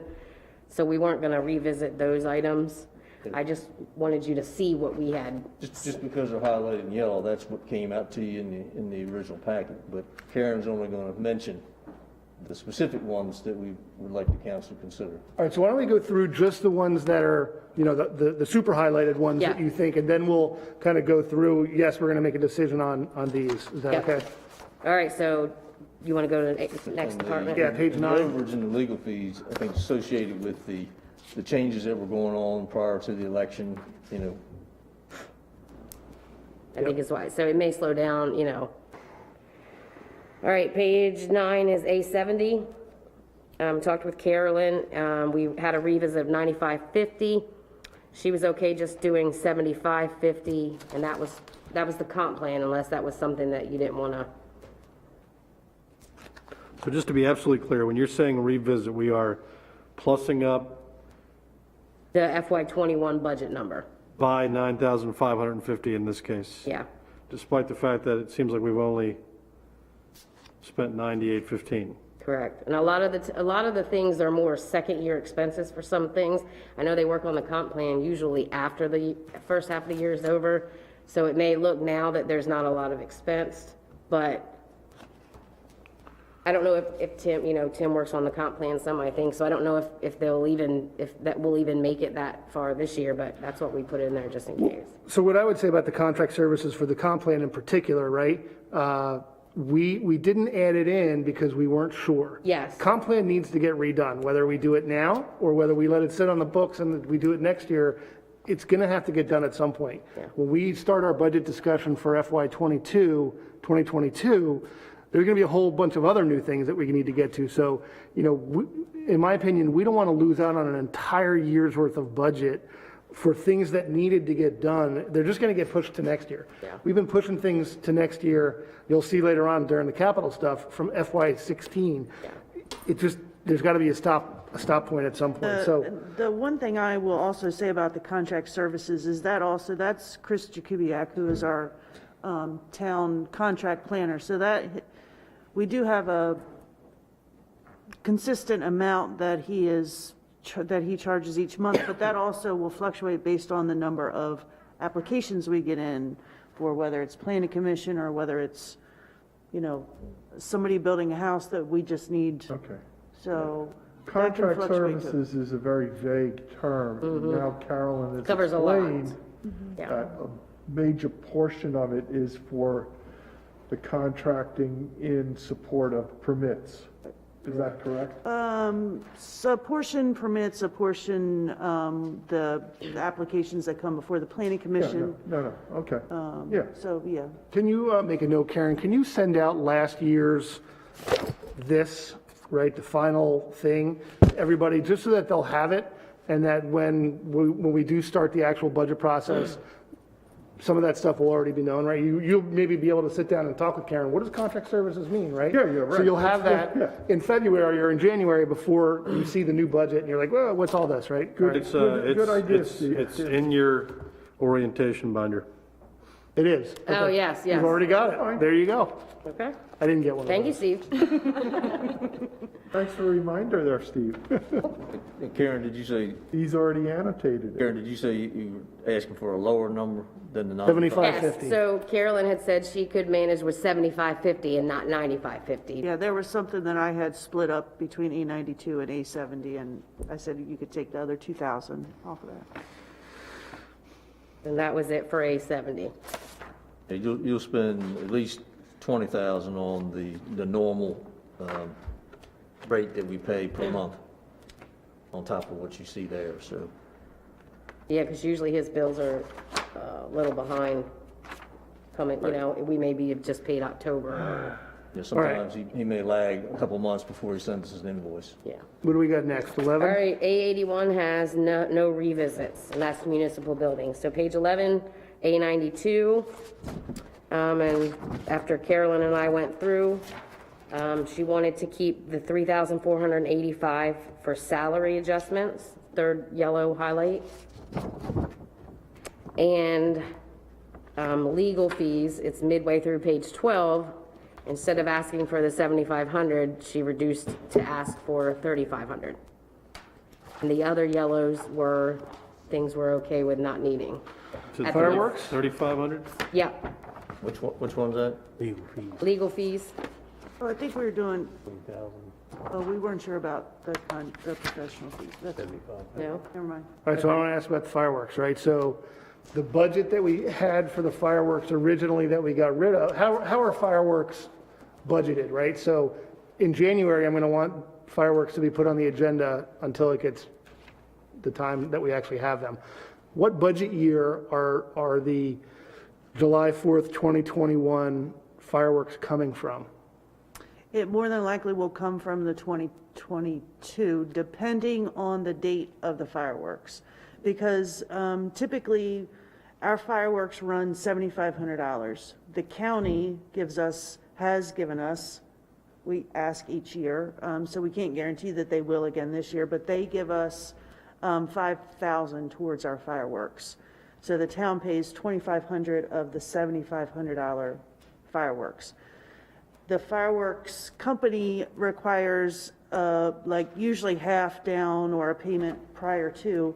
The $5,000 is what we use as that kind of down payment. So the remaining $2,500 doesn't come until after the fireworks take place. Okay. So sometimes we're a fiscal year behind. Okay, so we can leave that off of there, and we'll still get fireworks next summer. We're a fiscal year behind because of its timing on the calendar right after our fiscal year. Right, Yeah. right. Okay. You know. Okay. Has the town ever tried to get sponsorship for the fireworks display? We get money from the Legion, I think they gave us. I've gotten money couple from the thousand. Legion before.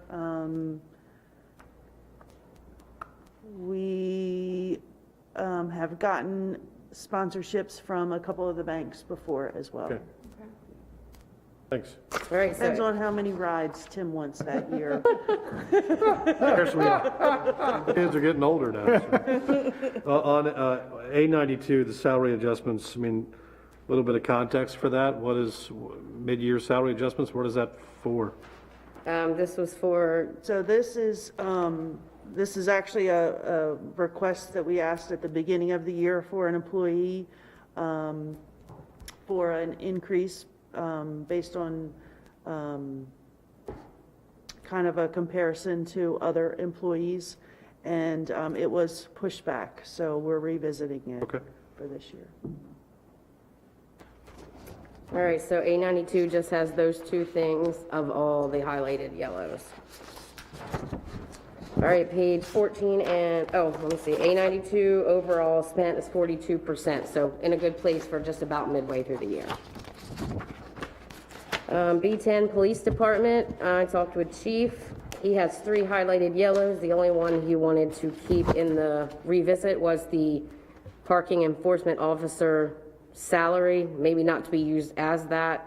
I think he has a presentation for you later, but that was the one thing that was a revisit that he'd like to keep.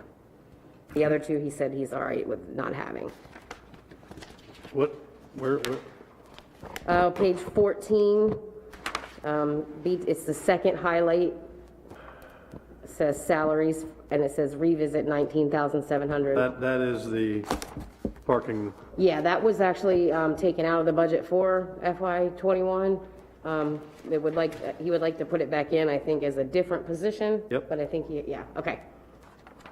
So that was the only thing he had asked to revisit, and overall spending for that department, 41%. Again, really good for where we are at the time of year. All right, C11 Streets Department, page 16, you'll see the first highlight is the salary adjustments for 2532. And I think this is for Kip's department, it was kind of the same as Carolyn said, it was something asked for in the beginning for somebody who wasn't as comparable. And that was it for the Streets Department. Okay. Their overall spent 27%, so doing really well this far. B22 is Goodwill, so there will be no revisits for that. Page 20, C22, waste removal, no revisits for that. 36% spent. Karen, keep giving the page numbers. Oh, page 20, I'm sorry. Waste removal, no revisits to date, and we're 36% spent. Page 21, this is our Parks Department. Of the 4 highlighted yellow, Kip wanted to keep the $1,500 for the Park Advisory Board, $2,500 for the contract services, and $4,850 for the wharf contract services. And let me just mention, because I forgot at the beginning, anytime you see like an asterisk throughout, I just kind of like to highlight when there's actually a revenue source that can cover some or all of that expense. So I know it's not on the bottom to tell you that, but if you see them, you'll know that these are covered from other pieces of revenue that we bring in. And then we are at 22% spent for the parks. So of the 4, One of those, for example, is the, we have additional landscaping, down there to the wharf. And the current landscape maintenance contractor, his contract was for X, space. But now we have additional area that's been added, and it's not included in our contract. So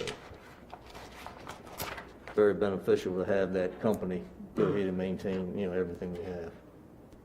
Yeah, and the Park Advisory Board was, a lot of this will be used with the swing set up and setting the base down. So adding the extra $1,500 we had talked about doing earlier in the year but didn't would helpful for the Park Advisory Board to actually have some funding for the rest of the fiscal year. All right, page 23 is Main Street Program. The only revisit keeping in the budget would be the $2,500 for the Downtown Appreciation Day. Not sure if we'll have that this year.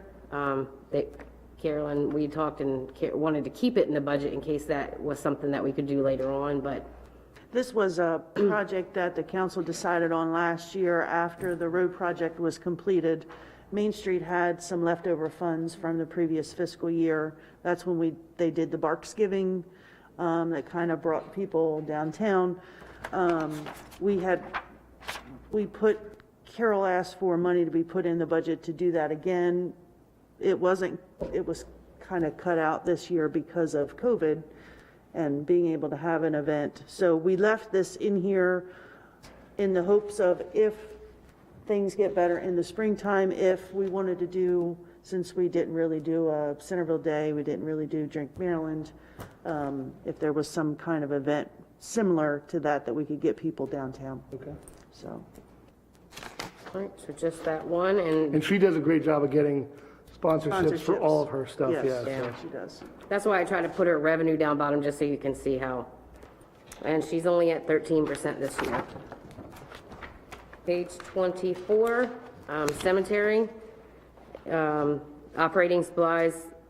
We've already exceeded the budget, so Kip would like to keep the revisit and put that back in. It won't completely fund it all, but at the end of the year, when we do the amendment, if required overall, we can do that.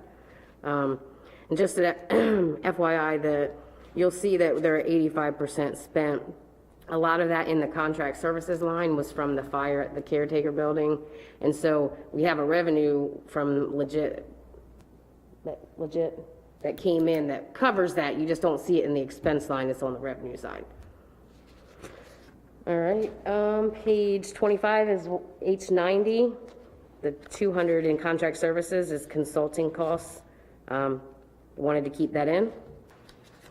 Page 26, this is just the revenue side for the water and sewer, the breakdown from the main sheet you saw in the beginning.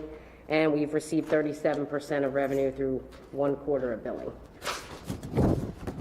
All right, page 28 through 31 will be the sewer department.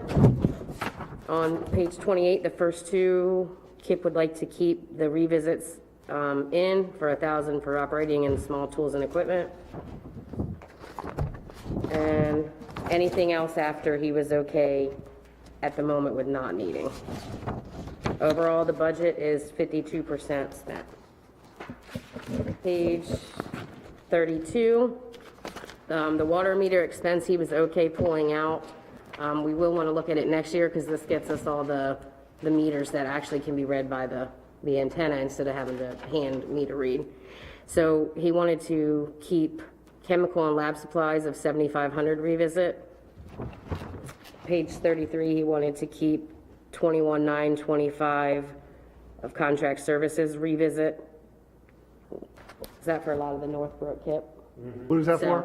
The Northbrook expenses that we had, that we weren't unsure when the budget came. So this would be give him funds to do his other things needed. Karen, what did you say about the water meter expense? So that would be, so where Trey wouldn't have to go out and walk and hand I'm read. talking about the amount, Oh, 114,000. We're not doing the it. entire thing? Yes. Okay. Yeah, sorry. So just for C24, just those two things. Overall, they are 44% spent. Page 35, C25 is the farm. We're 64% spent, but there were no revisit items for the. And then your last sheet should look something like this. This is just a revenue comparison of some of our bigger revenue sources, how we received them last year, and that's what we have received thus far this year. And looking through, we're on track, or at least pretty equal with where we were at the same time last year. The only thing we haven't gotten yet is public utility tax. But with not getting the assessments, I haven't been able to calculate. I did get the assessment for Delmarva Power today, which was $5,671,940. So I will invoice them Monday for $397,000. All right, so we've also got capital Yeah. stuff. So I don't know if you From wanna- a stylistic, should we make one decisions? more, one little comment, when you're looking at the sheet in the comparison, in the September, October, November column for the property tax, typically it would come in like you see in 20, the FY '21, where there is some revenue in September, October, and November, but because of some software issues or something, the county waited and sent all the money in the previous year in November. Yeah. So when you're just trying to look at a comparison, it didn't all come in In the different same intervals. It came in one big Yeah. one lump sum. Usually the county is like October and January, but last year where they went to Munis, they had some issues, and so the payments were delayed about a month each time. Can I just ask, talk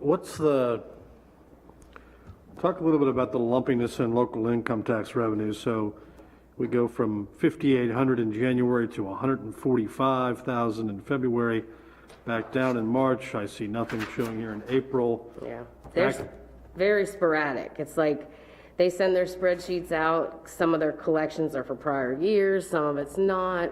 It's never been consistent the last couple of years I've been here. Usually when we budget it, we usually go up 1% to 2% based on how we have received it in the past, but it's never been a consistent, you get this amount this month, you get an amount every month. The same with the highway user revenue. We've had the same issues with that.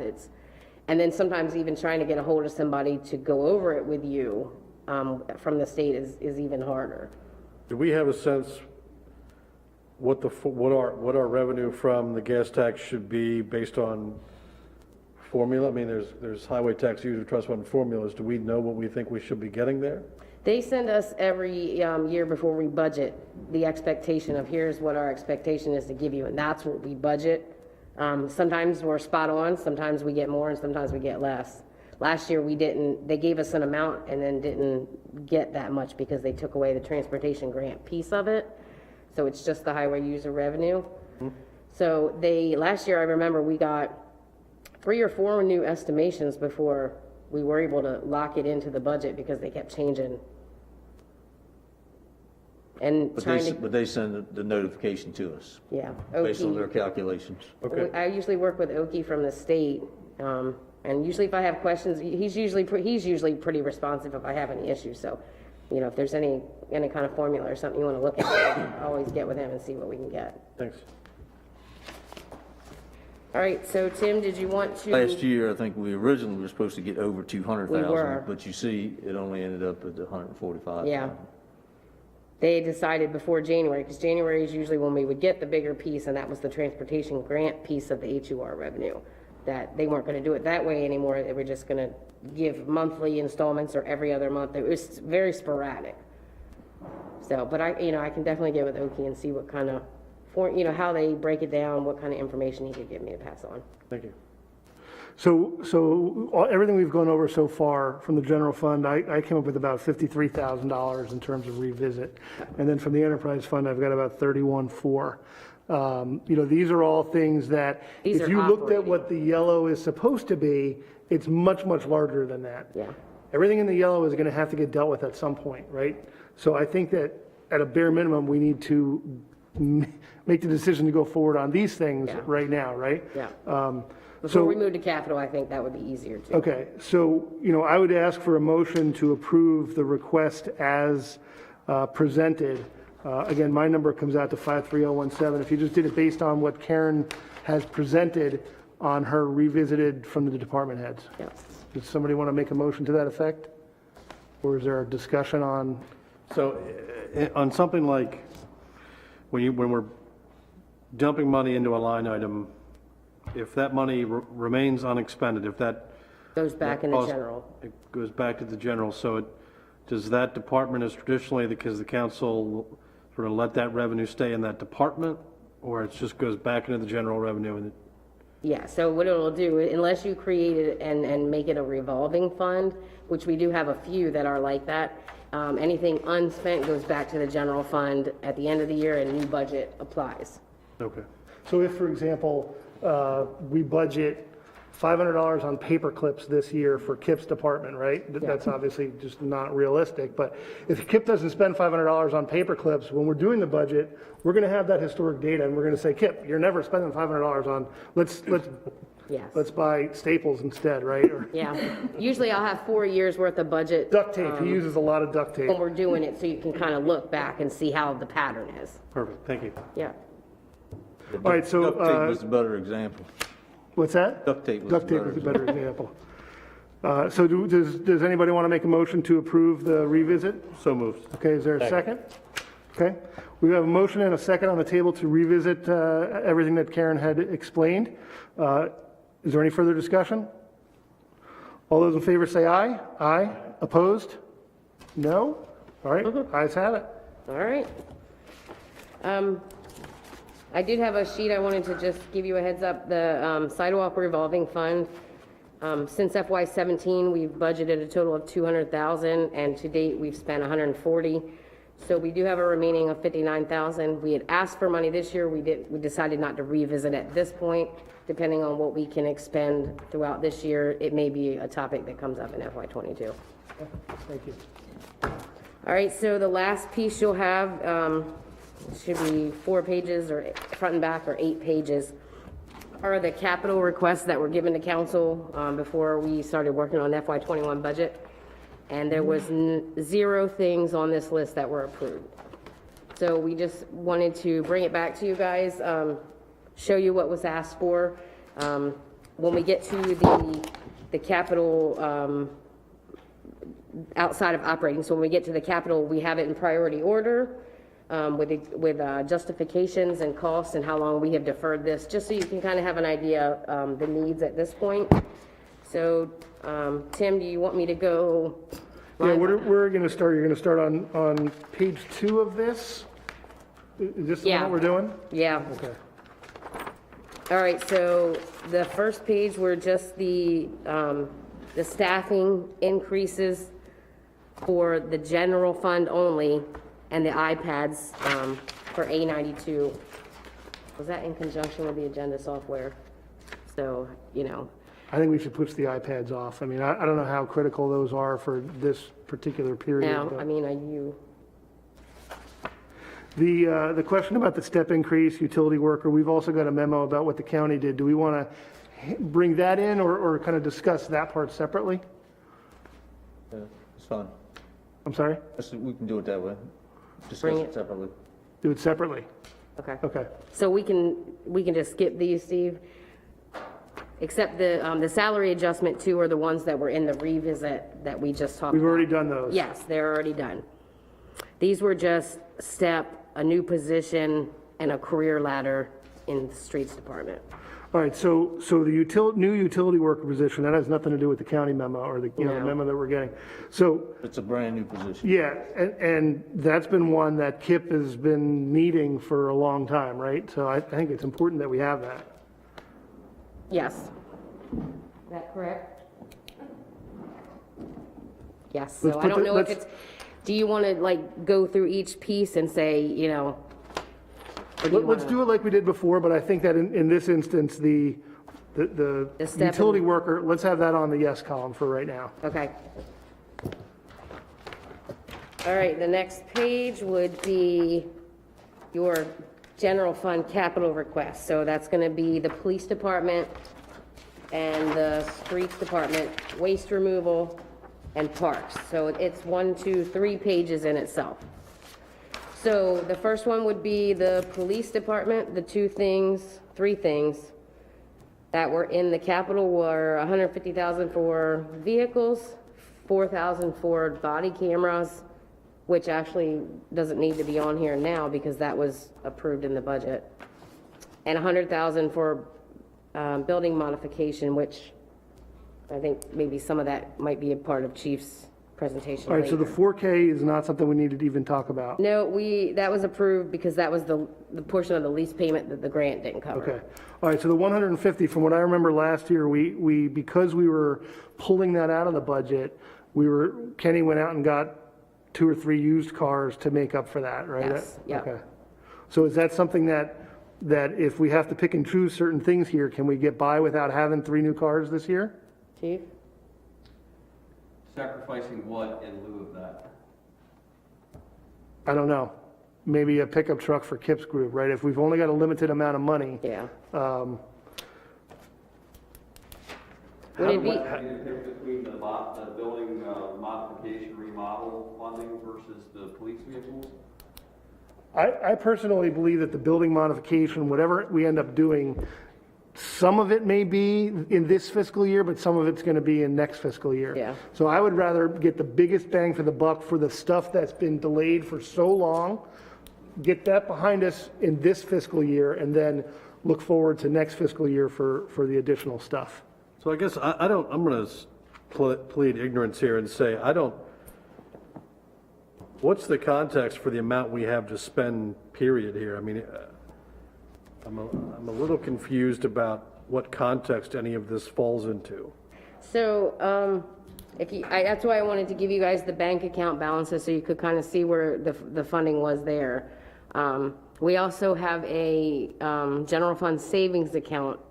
We've had it for many years. We never spend any money out of it. The only money that goes into it is our highway user revenue. And there's $1 million in there. I told Steve maybe that could be kind of like a rainy Like, day. for instance, the 160 that was mentioned before from the land sale. Yeah. It was proposed to be used for capital. So what on this sheet here, what revenue are we talking about? What bank account? So you could, general fund checking, enterprise fund checking, and possibly general fund savings would be the only ones we would want to look at. And you'll see there's two general funds. So there's general fund, ICS. The ICS is just the higher interest bearing account. And aren't these accounts going to be funding the budget that was passed Correct. already? Yes. So how do we know the And delta? so if you look at the front page of the budget, you can see like where we were right now, and we've taken in 2.4 million in revenues in general fund, and we've only spent 1.4 million. So right now if the budget was to end and the fiscal year was to end, right now we would have 900,000 that we could transfer back to general fund.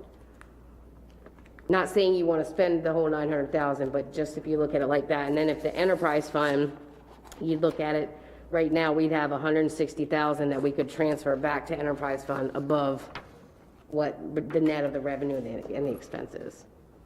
And again, this is all the capital requests. I don't think it's realistic for us to say, we're going to go do all the streets at $2.7 million, right? I mean, those are things that are going to get deferred out. But so many things have been deferred for so long.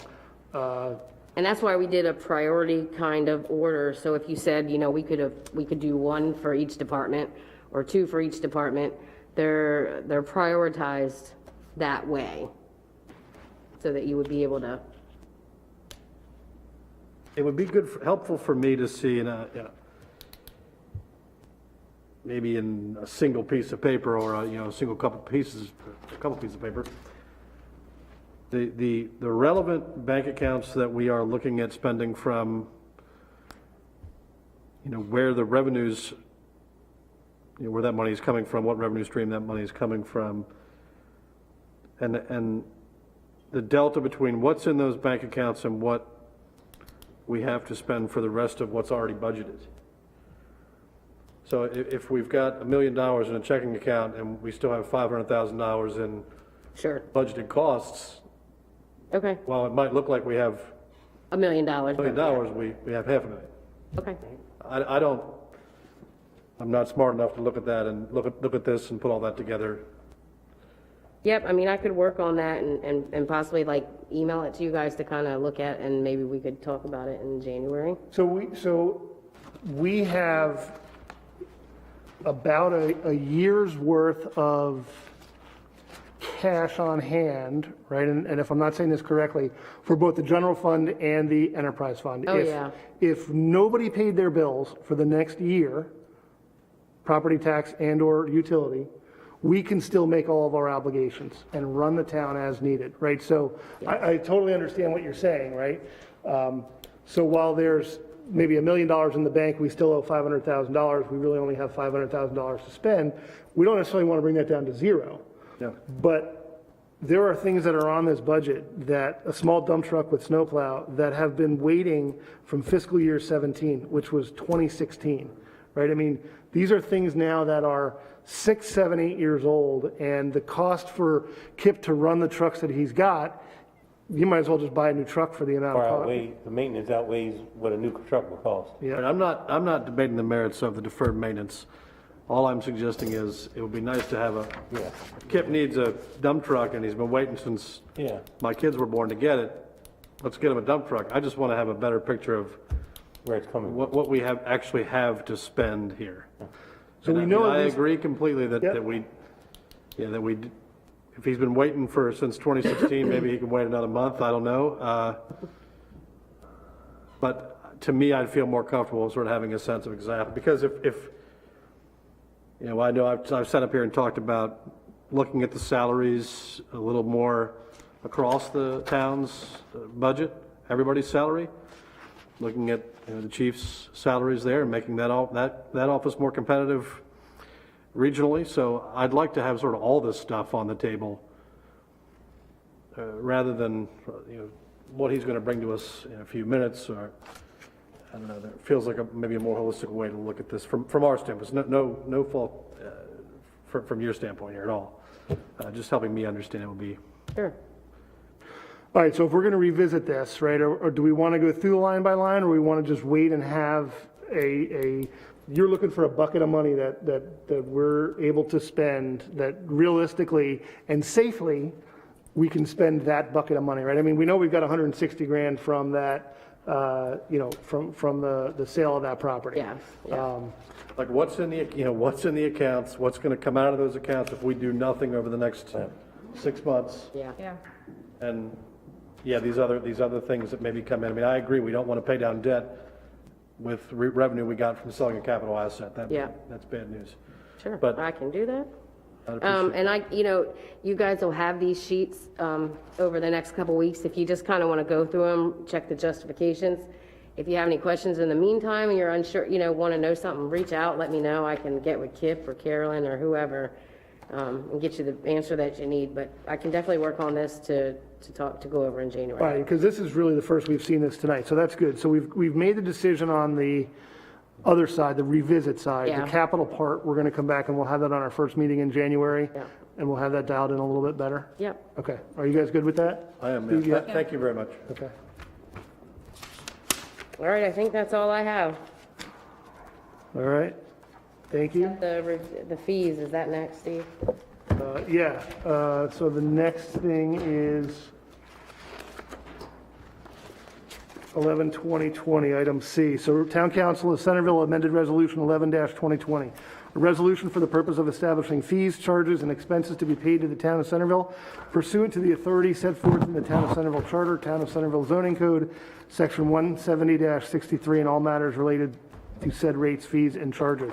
So this was started back before we had the council of 5, and I wanted to table it and defer it until we had the full new council to make some of these decisions.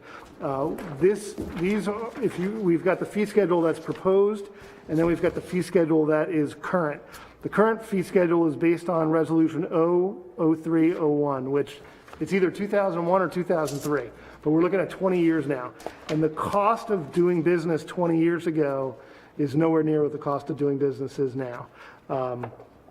So, if we talk about wanting to be fair and equitable, if you want to put up a shed, you should be bearing the full cost of that as opposed to my tax dollars subsidizing that. So you guys have had this for a few weeks now. Is there a discussion on this or a motion to approve or modify? I will just say, when we had our fee meetings, we went over this for many, many months, and we based a lot of them on surrounding towns and counties. Excuse me. What is the anticipated increase in revenue? I mean, I was looking at the budget. There's not a ton of revenue coming in from the permitting Right. side, but what do you anticipate the increase in revenue being with these new? I haven't sat down and calculated it, so I could definitely look into that. I don't see it being a substantial amount, I just think it gets us more in line with what we're spending, because at this point, if you look at numbers right now, we are probably spending more than they're paying for the services, because we're going to the consultants and stuff like that. So we were hoping to at least get to a point, we're not trying to profit, but we're at least trying to take our expenses and get revenue that covers all of that. And it does vary per year. I mean, Right. You could have, 200 permits this year and 300 the next year, so it will vary somewhat as far as trying to come up with a calculated total. I have 3 questions. We were given this 2 pieces of paper, current fee schedule, Exhibit A, a month ago. As far as I knew, here, review it. We'll talk about it on December 17th. I did my homework, I looked it over. Looks pretty reasonable, 10 years, 20 years later.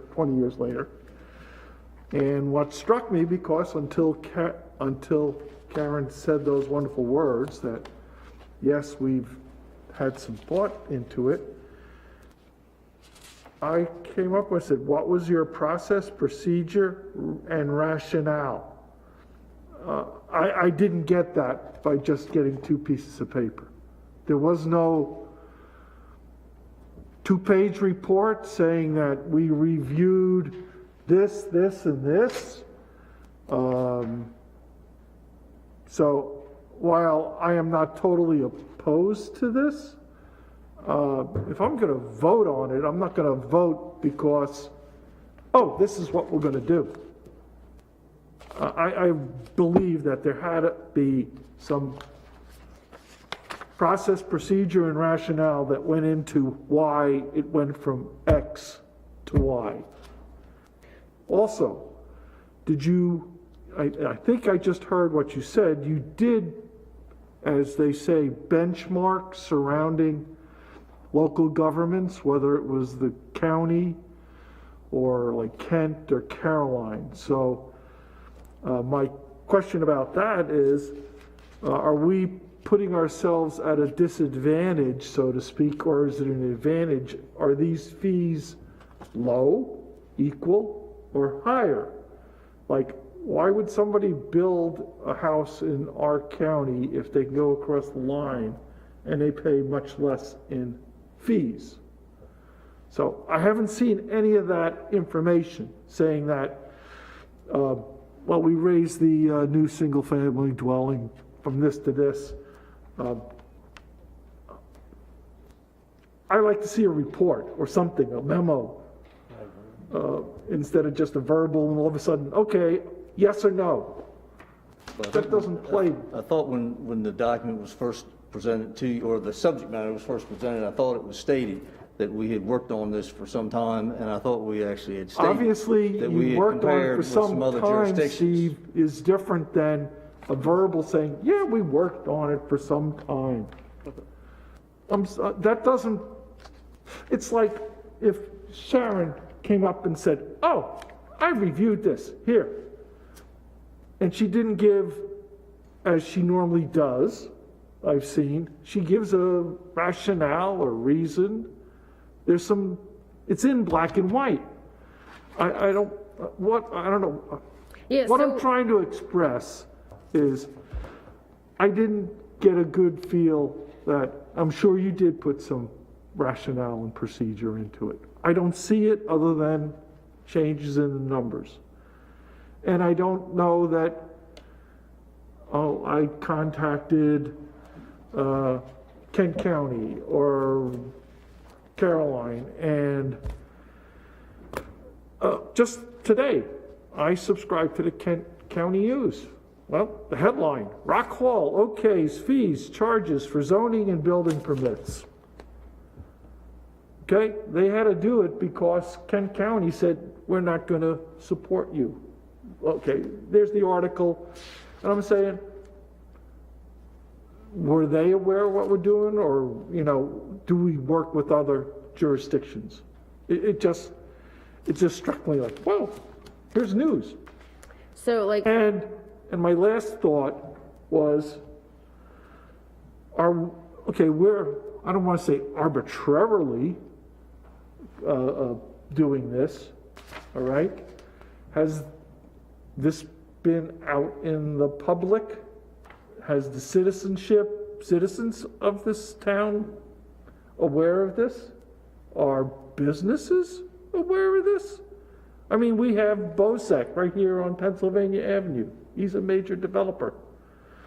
Are there businesses here that might be considering renovations? I mean, Jack Ashley's a major player, and there's other major developers. I'm just saying, have we sought out other opinions other than internally coming up with these numbers? So remember, they're doing these based on what they feel the cost of delivering this service is, right? Okay, yeah. So either way, that cost has got to be paid. Yes. Either I'm helping to subsidize and you're helping to subsidize Jack Ashley's building permit, which Okay. I don't believe is fair, No, right? I- He or the developer who's speculating on whatever they're going to be putting in is paying for that, the full amount, right? One of the reasons that I had this put out and given to you guys a month ago was so that if you had questions about this, you could have come and asked, right? There's no doubt it would be helpful to have a memo. No doubt about that, right?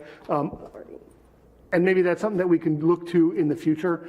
But certainly I would hope that if you have questions, tell me about this. How does this process work? You've got Karen, you've got Steve, you've got all of the people that are around that can answer the questions for you. So let me just say, my hand was slapped once already that I talked to Karen, one-on-one. And I said, okay, that's the way it is. I can't talk to her. Okay? So, I don't know if I have not a reservation that I don't think this is good. Okay? But in my professional experience, all right, there was always some sort of rationale. There was not just, I wasn't presented numbers. Here, vote on it. Also, I found in campaigning, and every single of the 9 candidates talked about transparency, about talking to the public, making them aware of what's going on. And that was a complaint. It was the number one issue by all 9 candidates. And here we're coming, I read this and I go, oh, does the public know about this? I mean, so there's this lack of trust in our government if we're not open. And in this case, here we are. So this, I'm just saying the voters, when I was out there talking to people, and all 9 candidates, when they were asked, I mean, you can look at the videotape of the League of Women Voters. Their number one issue was lack of communication between us, the government, and them, the voters. So this resolution that's where I'm coming from. This resolution, these fees were introduced on live TV in a public meeting back when Josh Shantz was still on the town council. This is going back many months ago. Yeah. Maybe Josh wasn't still around by then, but it was definitely back before we had 5 council members. Yeah. Having a separate conversation about informing the public, I'm happy to have that. I don't think tonight is the night that's to be okay. doing that. So I'm just asking. I will say that having a memo, I think, would be helpful. I think what this shows here is that our staff is so stressed that they don't have the time to be doing that. And the bare minimum that we could get is, here's what the new fee schedule is, right? I mean, I just don't think we have the depth of a bench that has the time to do that. And I think that's a shame, right? I mean, I want you to be able to come here and say, I read this 2-page memo and my goodness, it's great. I would love that to happen, right? I just don't think that we've got I the can tell staff you to right do now, that. if you compare these fees to the county fees, they're probably comparable to the county fees. And those people are the ones that are doing the fees. Right. Like, they know what they need to cover the cost of I'd like to actually building a building. add a couple of I'm things. trying to just, I understand about the transparency, but those are the people that deal with it every day. We don't deal with it every day. No, They do. Yeah, So they know what needs to be charged as a fee, okay. and we just need to approve them. I was You just, can say no, you can disagree with them. All right, so let's see if we can get either a motion to approve or a motion to table. Hopefully, we'll get a motion to approve first. Does anybody want to make Make a a motion motion to approve. We've got a motion to approve the fee schedule as presented on Resolution 11-2020. Do we have a second? Second. We have a motion to approve and a second on Resolution 11-2020. Is there any further discussion? I just want to note, I had to step out for a second, but, to Bob's point, I think it would be helpful to know, just like a case study of what the town thinks it spends administering a Board of Appeals application. Right, sitting on that board, I often would think somebody had to come in here and spend $350 or $300 to get a permit, a variance to build a shed. Right? And I always thought that was problematic. Like, that's a lot of money to spend to build a shed, in my opinion. And the zoning board of appeals process was 10 minutes long, and it was, I'm not going to suggest pro forma, but we weren't turning down many people that wanted to build sheds. So it'd be nice to have a sense of how much I think the town is spending in terms of staff time to administer these things. Because and I think that will help us with the narrative back out to the public to say, to Tim's point, which I completely agree with, I don't want to subsidize the permitting for a swimming pool if I don't have one. So I think people will be bearing the costs. But I do agree with Bob that we need to do a better job of sort of justifying what those costs are. Right. and I know you're stressed, and we're very, people don't realize how lean the staff is in the town, okay? Well, just to give you an example of lean, to do the case study that Steve's talking about, it's time. And yes, we can put together some numbers. That's not an issue with that. But when I hear case study, I mean, that sounds like something very in-depth. And we're certainly willing to provide more information, but this whole process has probably been 2 or 3 years total, not just months, that we've worked on this thing, doing comparisons. And sure, we could have put that extra information in a memo, but it's been going on for years. And we finally got to a point where we have something to present, and we're asking for your consideration. I understand that, and I agree. This town operates with a very lean staff, okay? It's 1 deep in HR, it's 3 deep in finance. I mean, people don't realize that. They think government, there is whatever, lots of people. All I'm asking is, now you're telling me this has been going for 3 years. So I'll say... Off and on. We work on it for a couple of months. We have to put it on the back burner because of other priorities. I'm just going to say, Steve, 2 to 3 more months. If, as she's doing this, if she had notes, okay, and she was, she had to come up with these numbers. Well, I got this from this. I'm pretty sure. All I'm asking is if she has notes and stuff that in the future, Yep. how's this? Yep. You can That go when on the you're town doing website something- and see what the fees used to be and what they are, and I'm pretty sure they didn't go up a whole lot. That's right, okay. And we All right, did is use, there any further discussion? Let's get this going. I got a motion and a second. All those in favor say aye. Aye. Opposed? Abstain.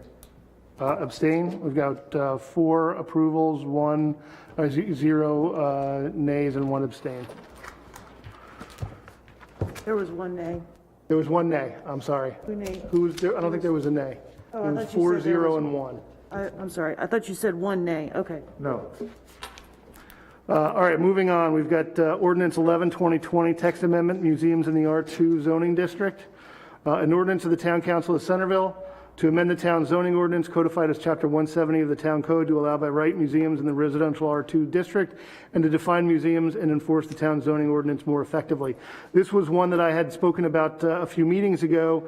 I thought it was going to be much simpler than it actually is, and then we had to kind of make some changes. Just allowing a museum in this zone it could be problematic.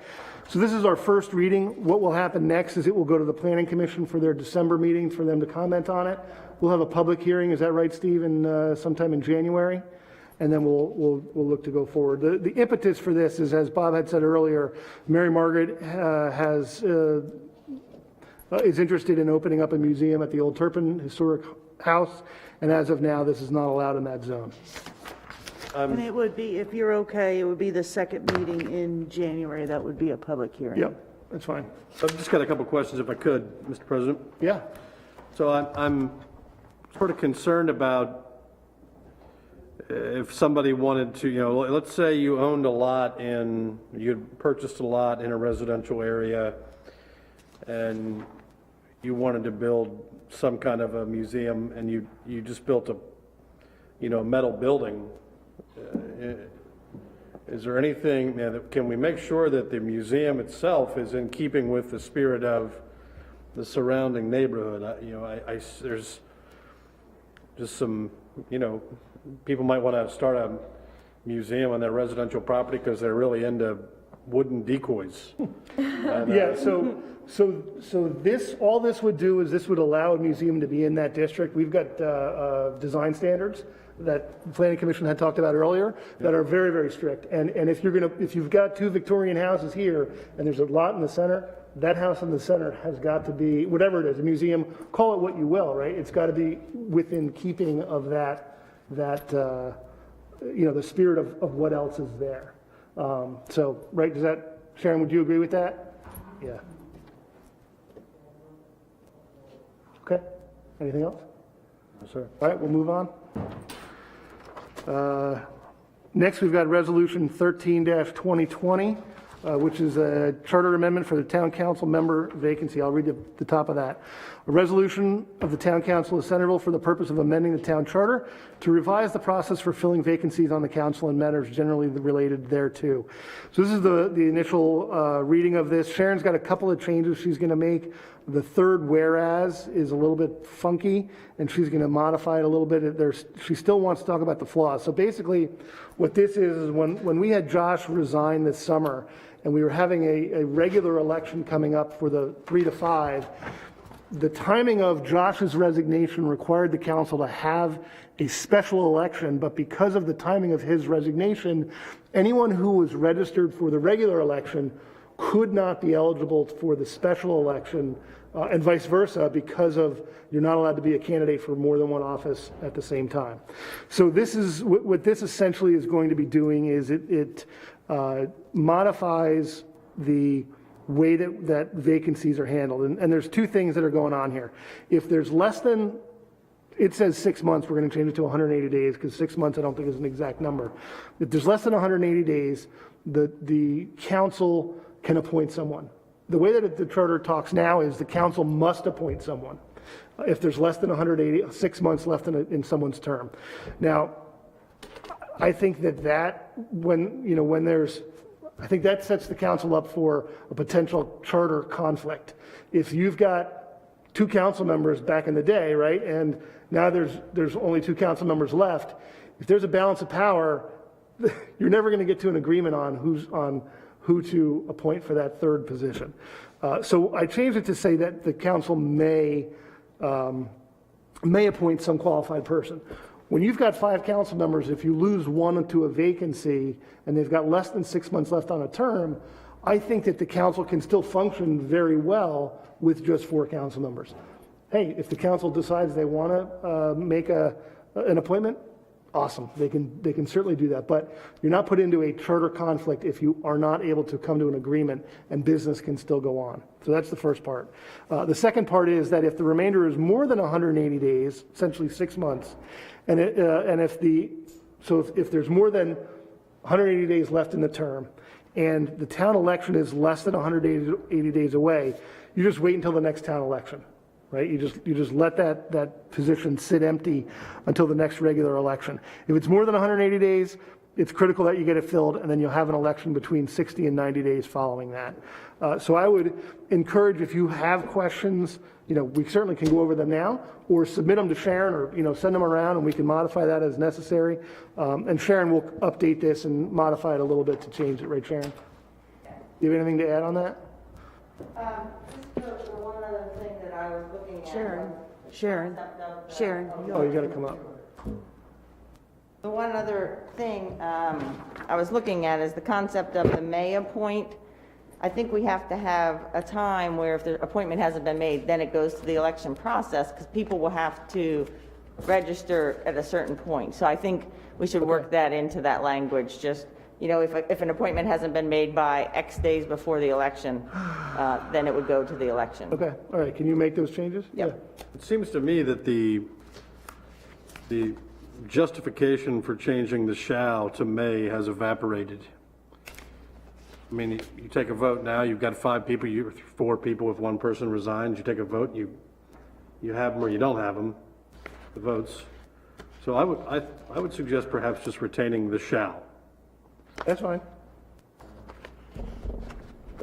A 4-person board, if someone does step away from the board, a 4-person board ought to be able to find somebody to fill a vacancy. So I would just perhaps recommend we retain the shall there. I think that's totally fine. Yeah. That makes your job easier then. Yep. Okay. And then you'll fix the third whereas or whatever else you needed to look at? Okay. Any other So comments? then we don't have to worry about the filing deadline and all. Yeah. Perfect. Okay. When will this come up? January? Yeah, so we'll do this one, we'll look at this one in January. We'll do this as a public hearing as well, January. All right, next we've got CPD restructuring request. Chief? Good evening again.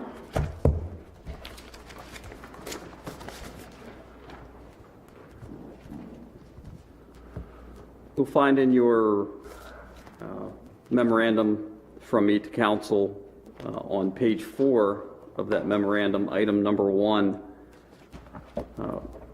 respectfully requesting consideration for the Centreville Police Department to develop plans with a layout and cost analysis to relocate the police department members, staff, to the town of Centreville-owned building located at 101 Waterway in Centreville, Maryland, the Centreville Wharf building. I'd be happy to answer any questions regarding this request. So one of the things I would recommend is at least on a preliminary standpoint, let's look at all the options that are out there.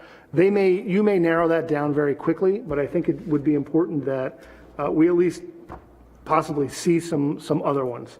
I think ultimately it may end up being the best place may be the Waterway, but it might not be. But I think it's incumbent before we spend a lot of money, just what are the pros and cons of some of the other buildings that I think you were considering. And then do you have an estimate about what you think it might cost to ultimately develop those plans? Well, I'd like to address both of those questions. The first is that, to my knowledge, there is no other town-owned property that would be adequate space-wise to facilitate the police department. The draw to the Centreville Wharf building is that it's owned by the town of Centreville, and that the police department or the citizens of the town, we don't have to pay to rent that building. So there's no real out-of-cost monthly occurrence or anything like that for us. So I think that's a great thing. That also gives us the opportunity for potential growth too. I know that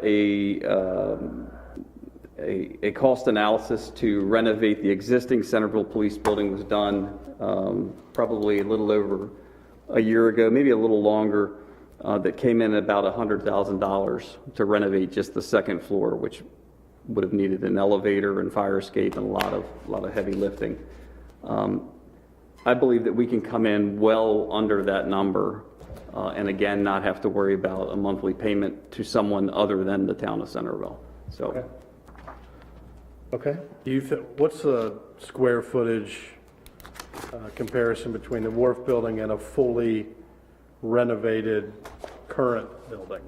So the building that we're in right now is currently 1,400 square feet, and we have, unless we want to spend $100,000 to renovate the second floor of that building, which I don't feel is practical at all, we're stuck at 1,400 square feet. The town of Centreville Wharf building, the first floor is 398 square feet.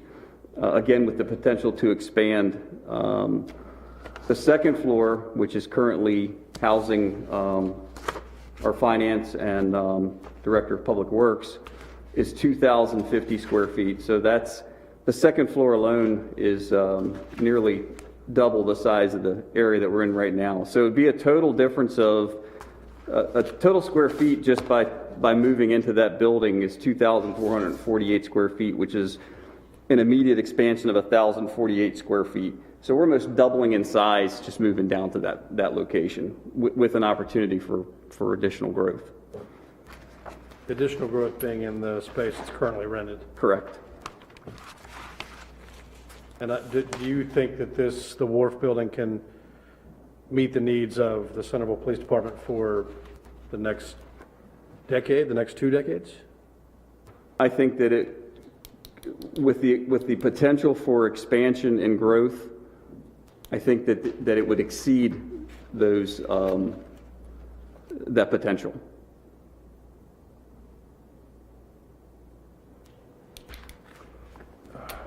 In a visit to the current police building, it is not totally, I'll say it's inadequate, even just to do the current day-to-day operations of our police force. Our senior officers, not just the chief, are situated in 40 square feet of space. That's like a closet. Our officers, there is no place for them to assemble before to get briefed on the day's operations before they go out and serve the community. And I'm looking at the police forces when we're fully staffed, will it be 14 personnel? 13 sworn, 13 plus yourself? including me. Okay, 13. They need, the evidence locker is coupled with a gun storage cabinet. You talk about one, unsafe storage of weapons. You talk about if we're involved in working with the courts, protecting the evidence should be paramount. I just, as I met with the chief on that day in my one-on-one meeting with him, you have officers that are on duty for many hours at a time. Kitchen facilities it's no bigger than I can put my hands out. You might have space to put a coffee maker and maybe a microwave. These are the individuals that serve our community, that protect me, you, and all the citizens. And looking at as the chief says, we own both the Wharf building and that old, it used to be the town hall. Okay? Where they are now? Yes. No, that was Charter it Cable. was Charter Communications. Well, whatever. It's old. Yep. Okay? Kip, right now, he fortunately got moved out of wherever he was to give him adequate office space. But he's away from his people. He's down on the wharf. If he was in the current police department building, he'd be within walking distance of the garage and equipment. If he wanted exercise, he could bike over to the water treatment plant or walk. He would be with his people. Yep. I think we all agree that the building that they have now is inadequate. And that building, I think, for our finance people, the 3 people, And then maybe if we make sure making sure there's enough room for a conference room in there so they can have meetings. That first floor can be, knock out a few walls, upgrade maybe the heating and air conditioning system if that's important. But I thought it does have a heating and air conditioning system, doesn't it? Yes, sir. Chief? Yes, Do you sir. have an estimate what you think about just to develop the plans? Like, so if you're looking for consideration number one, right, do you have a number that you think of that would be a realistic number? I don't, but I would be prepared to provide that to council. Okay.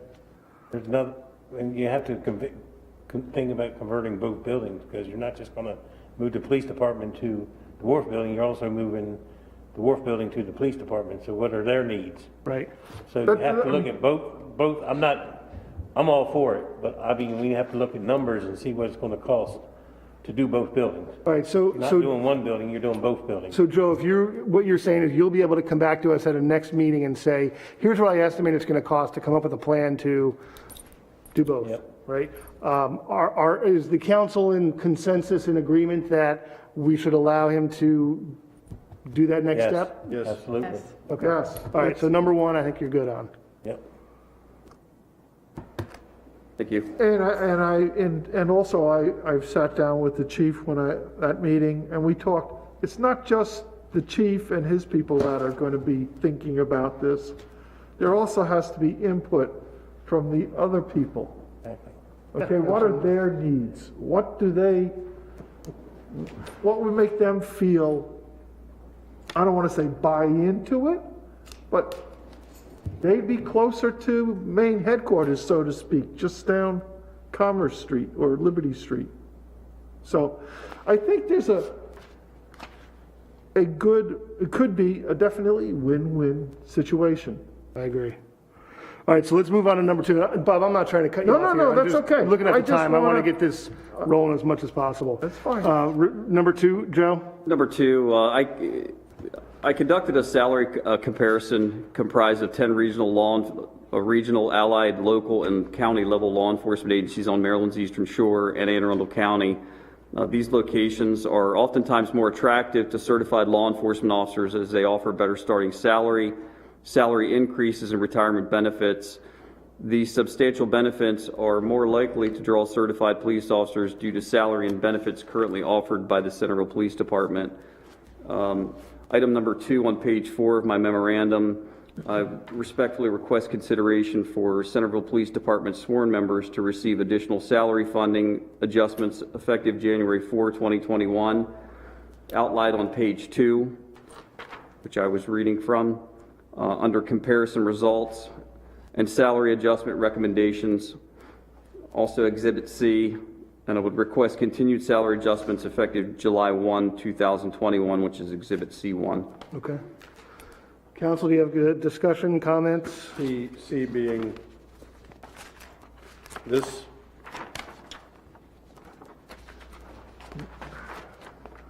Bear with me just one 7, second. proposed pay scale realignment effective, well, this says 7/1/21. The one behind that is the one that would start now. Realignment effect, okay. Yes. Yeah. Thank you.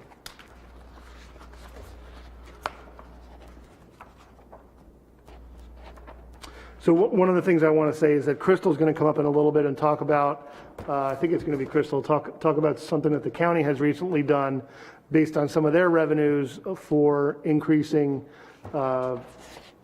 steps or COLAs for the county, right? So I'm in favor of doing this. I think that, Chief, you put a compelling case.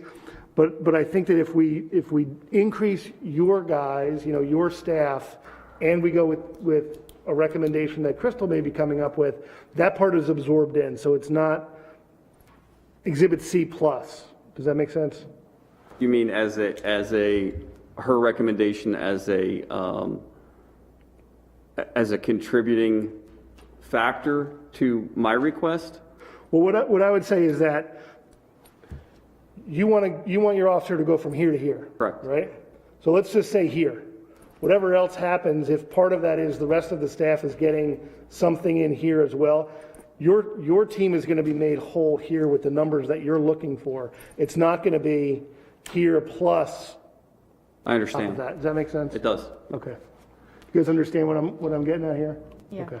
So if we plus up town employees' salaries, there's not going to be essentially an additional benefit for police officers. Correct.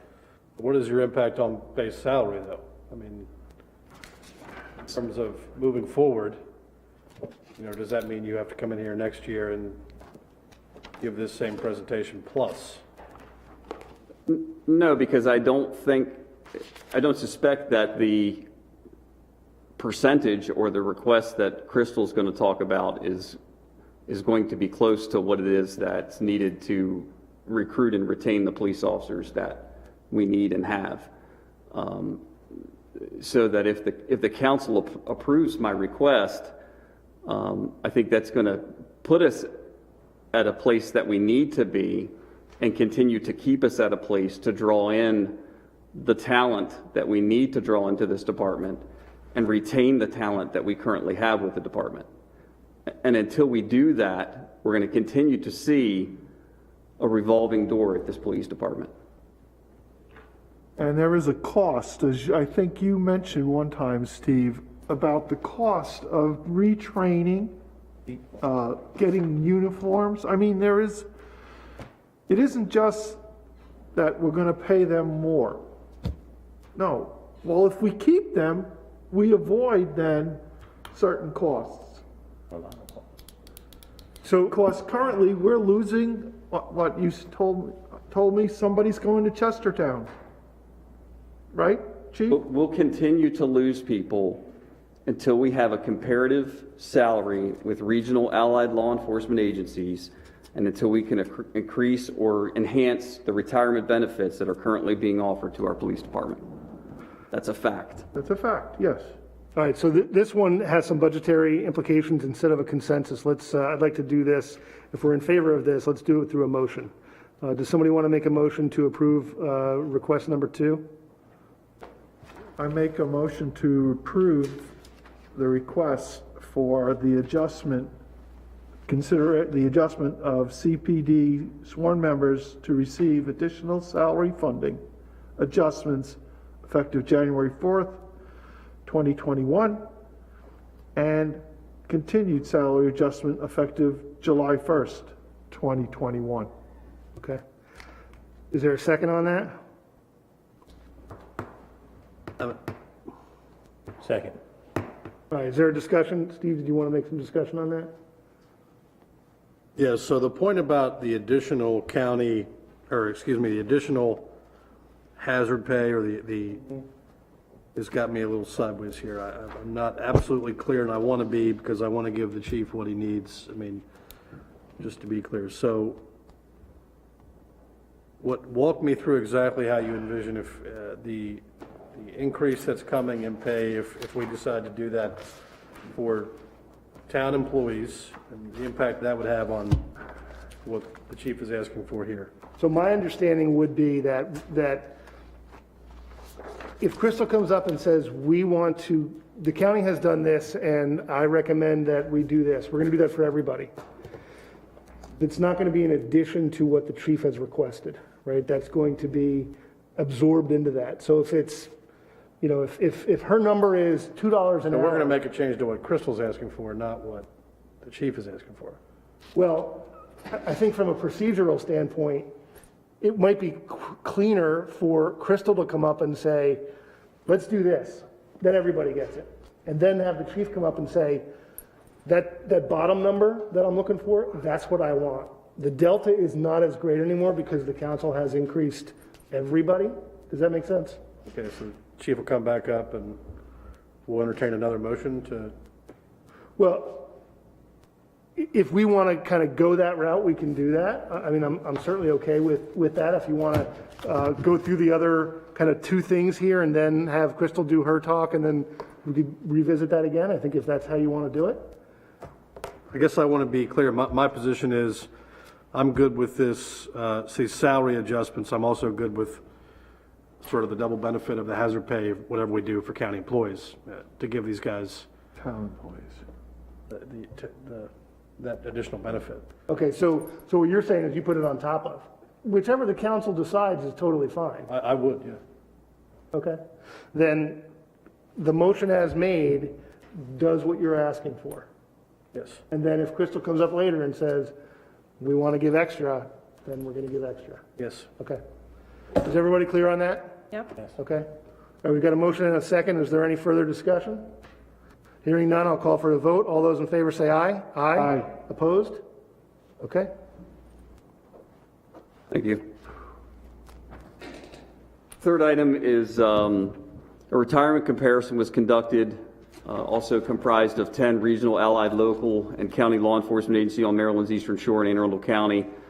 Again, these locations oftentimes are more attractive to certified law enforcement officers that there are better retirement benefits. These substantial benefits are more likely to draw certified police officers due to salary and benefits package currently offered by the Centreville Police Department. The primary retirement system used by Maryland law enforcement agencies is the Law Enforcement Officers Pension System, also known as LEOPS, which is a retirement system specific to Maryland law enforcement officers. I'll just go down a couple bullet points quickly. CPD currently participates in the state of Maryland 30-year pension plan, Maryland State Retirement System Employees Pension Plan. 5 allied law enforcement agencies have LEOPS, which is a 25-year plan. 3 have a 20-year plan. There's only 2 that have a 30-year plan, one of which is the Centreville Police Department. I've attached in your as your exhibits a 2007 request for LEOPS from former Chief of Police Dino Pignataro, and also a 2012 request for information regarding LEOPS from former Chief of Police Charlie Rhodes. I would respectfully request the council members to consider further research with the potential for a paid actuary study for LEOPS for sworn members of the Centreville Police Department. The actuary study and findings could be financed through the existing salary budget funds from the 2 open sworn police officer positions that I currently have. All right, so my time on the council, I've been here now a long time, and when I started, we had no pension at all. We had no retirement, and we ended up going with everybody going into the state retirement.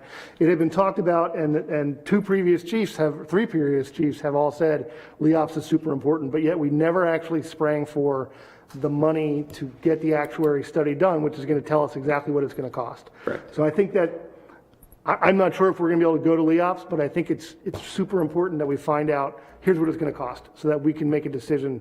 So I'm in favor of that. I think what we need to figure out is how much do you think it's going to cost, right? I think if we go forward on this, we should make a motion to approve it based on this dollar amount. And if you can't get it done on that dollar amount, come back and ask for more. How much the actuary costs?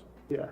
I make a motion to request the consideration of further research with potential for paid actuary study for LEOPS for sworn members of CPD.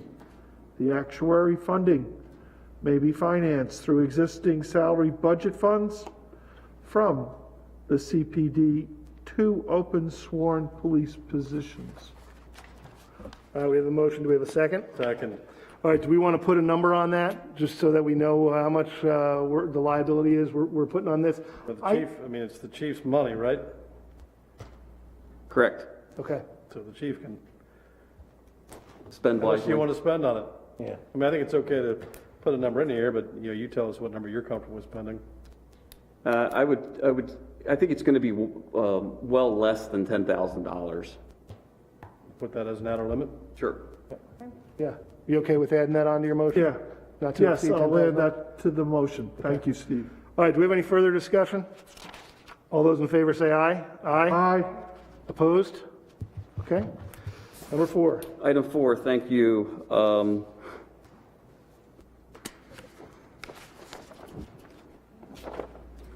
Exhibits D and E under administrative assistant. Currently, Lieutenant Meal and I share all of the administrative responsibilities associated with an administrative assistant position. Many times these administrative tasks do prohibit or hinder our abilities to focus on other more important law enforcement related tasks, which can only be accomplished by sworn law enforcement officers. I am respectfully requesting the members of the council to consider a reorganization of the police department, changing the existing position of part-time parking enforcement officer to that of a full-time administrative assistant, and funding of that position of the administrative assistant as outlined on page 4 and Exhibit C at grade 5, base salary $32,620.13 with benefits. What's the salary delta between what you have allocated for the part-time parking enforcement officer? Is that on here? Yes. Thank you.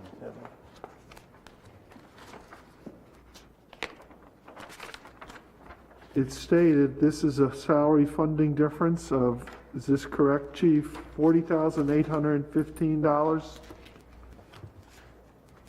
Is that an increase or? It is an increase. But that increase then, if you look at it, if I heard you right, frees you and Lieutenant Meal. Did I say your name right? Yes, sir. Just wanted to make sure. Frees them up to do their appropriate duties as Chief of Police and Lieutenant. And would, I think, serve the public much better. That's fully burdened too. That includes a full benefits. That's what, yeah, he has that in there. Okay. I would add that in my going on 28th year of police work, and a good at least half of that being spent on the Eastern Shore working with allied law enforcement agencies, we are currently the only police department on Maryland's Eastern Shore that has no civilian staff whatsoever. What's the council's pleasure? We have a motion to approve. I make a motion to approve that request as I stated and as written. Okay, is there a second? Second. Shelby? We have a motion and a second. Is there any further discussion? As I mentioned before, with the capital budget, it would be a good thing for me to see sort of where we stand in the budget of the police department generally, right? So where these funds are coming from, does this cash strap the police department in out years? You know, those were just some questions that I've got as we, this is not inexpensive stuff that we're talking about here. So for my benefit, it would just be nice to know, do we have room in the current police budget for this, the current department budget for this, or would the expectation be in the next budget year, we're going to have to budget additional funds to the department to cover this? Understood. I think you could probably work with Karen to get that. Yeah. All right, is there any further discussion? Hearing none, I'll call for the vote. All those in favor say aye. Aye. Opposed? Abstain? You're good? You're a yay? Okay, yep, all right, we're good. All right, Chief, you got anything else? Just under department head. Why don't you just, let's get it Keep done. rolling? Okay. Keep rolling. All right, I like that. Oh, you got nothing? You're good. No, I'm just kidding. Let me, I would request the council to consider leaving the town-owned coin-operated parking meters in the bagged out-of-service status through January 4, 2021. That is a month that we will offer free parking in the town to the citizens and visitors of our town. Okay. Anybody want to make a motion? A motion to approve. Second. All right, we have a motion to leave the meters bagged through January 4th. Is that correct? And we have a second. Is there any further discussion? All those in favor say aye. Aye. Opposed? Okay. Thank you. And finally, within your packet, you'll find the November 2020 CPD monthly overview. I'd be happy to answer any questions that you might have regarding that. Who should put together a proposal of seeing if we could get a contractor to put in automated parking meters? A Park Mobile, something like that. Yeah. Something where you can either pay by credit card at a kiosk, and put a receipt in the windshield, or if it's more app based like the ones downtown in DC. Just curious if that should come from your department or our side of the equation. because I know we talked about briefly the fact that the speed cameras, don't cost us anything because there's an administrative fee associated with those that the vendor gets, assuming that we could get something like that and sort of avoid, I know we've tried to use a couple of parking meters and you can't read them because they're so beat up and they're cloudy and some of them don't work. So it'd just be nice, I think, to maybe look into that and see if we can't save some money for the town. What do we spend on Completely agree. repairing parking meters? We have $5,000. Been there for a while. We have $5,000 budgeted each year for meter maintenance. I wholeheartedly believe that there's a much cleaner process that exists that could probably dissolve that $5,000 completely, because as Mr. Klein was saying, many of the companies that come out and do these contracts, the install of the equipment doesn't come out of pocket at all. Right. The maintenance and calibrations and things like that don't cost the town a thing. It's again through their fees. So I think it's a novel idea, and I'd be happy to research that further. I appreciate that. So one of the things I would like to say is we've had a line item in the budget for the past 4 or 5 years for a parking study. It would be an all-encompassing parking study for downtown, right? So where do we need signs? What's realistic? How many spots do we actually have? And we delayed on that, well, because council didn't want to spend any money, but also during the construction, it wasn't really a feasible thing to do. So I think, this is coming up on a great budget time. Hopefully, the council can fund that study and have a professional come in and say, we need that sign on the side of the CNB and, all those, it's much bigger than just the parking meters. Yeah. So I would work with Kip on that, or just want me to work on the parking meter side and have someone else work on the, I would say, Steve, can you kind of try to figure that out, how we want to do that? Because, that's going to be a budget line item that we're going to need to fund this year coming up. Okay. What would also be of interest is, like you said, figure out how many real parking spaces are within walking distance of the core that are metered and unmetered. Yep. And we've got some of that data already. Okay. Yeah. Yep. Steve brought up the point about speed cameras. We talked, I believe, last meeting about an additional 2 speed cameras. Was any, I don't know if we came to a resolution on that. I think Chief is looking into it. I did. I met with our representative from Red Speed yesterday. In fact, I had a little training session with him just to make sure that I'm up to speed with the technology that's in our town. And I am working, I was actually waiting for Mr. Walls to come back from his trip, but I have in my drafts in my email an application to State Highway to look at a few different sites in Centreville to deploy 2 additional cameras. Okay, all right. That's kind of the progress report I was anticipating. Thank you, Chief. Yes, sir. Anybody else? Thanks, Chief. Thank you. All right, next we got Lumac Bollard Lights, Centreville Wharf Dock consideration. Kip, are you still here? Do you want to come up for that? He was there late last night, too. He gets paid the big money. Okay, you have in your package the memo, just real briefly. This is grant funded for the Wharf Park. We've done a lot of work down there with the grants we've received. It's an ongoing process. It's part of the master park plan that was put together some years ago, and we're just filling it out piece at a time. This is one of the pieces. These lights are proprietary to this company, so we're kind of locked in with them at this, and I'm asking for approval to spend money to purchase these lights. We're currently out to bid for the electric work and some additional plumbing under the dock and to the boat slips.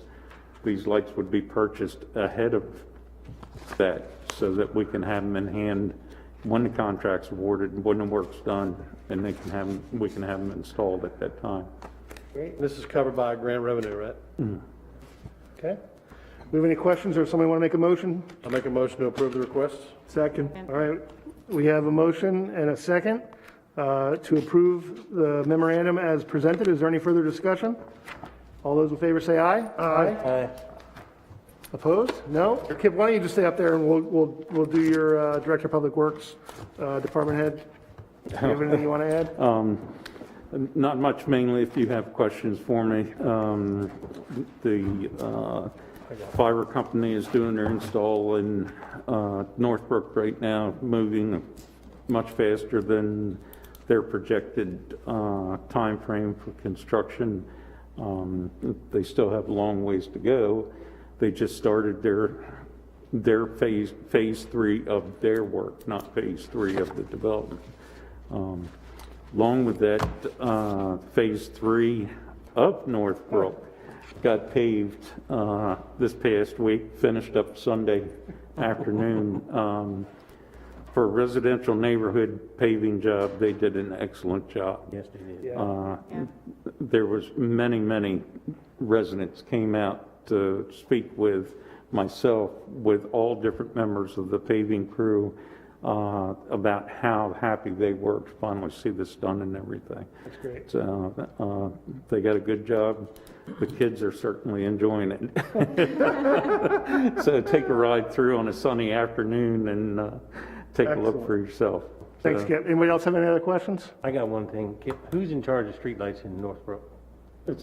It depends on which phase. Phase 1 and 2 belong, they're the town. I think it's 2. Okay. Phase 3 is back behind the water tower, correct? It runs part way northwards up I that think hill. Long Creek is the one there was like several streetlights out on that road. Yeah. I don't know if they knocked them out or what, but there was several Yeah. out.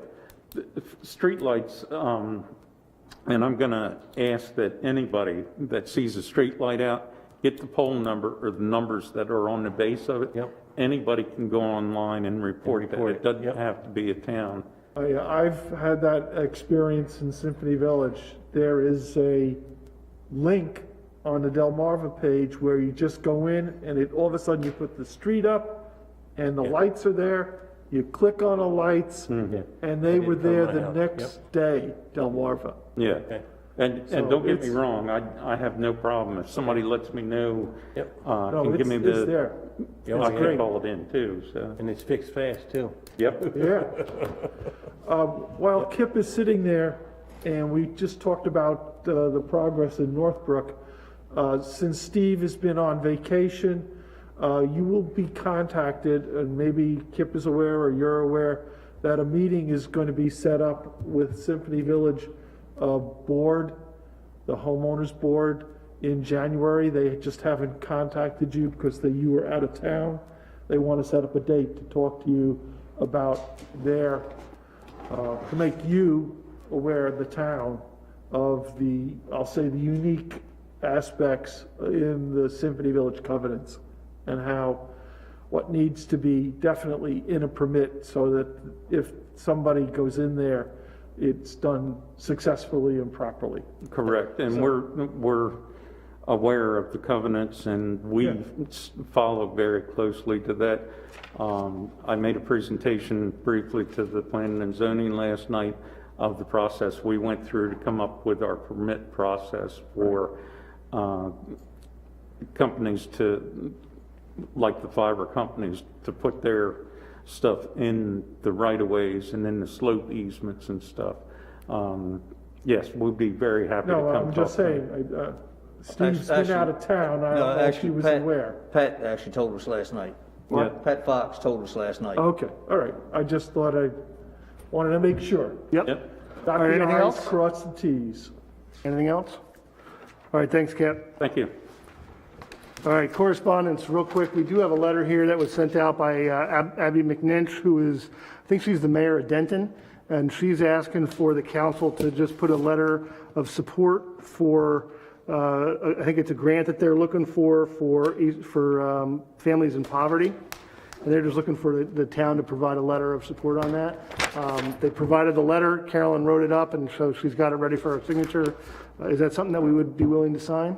Yes. Yes. Yes. All right, you don't need any formal anything. Carol, don't leave without Carolyn getting the signature. All right, Oh, we'll you send have that it out. ready? Yeah. Oh, you're too good. All right, that's all I had for correspondence. Reports of boards and commissions, Park Advisory Board, anything to update? We did not meet this month, but we will be meeting in January.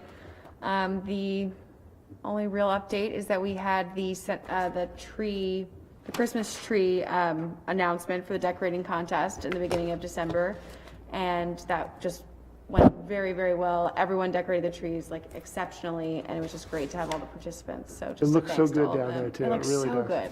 Yeah. Yeah. Okay. So yeah, Thank that's you. it from Parks. Yeah, the town is so happy.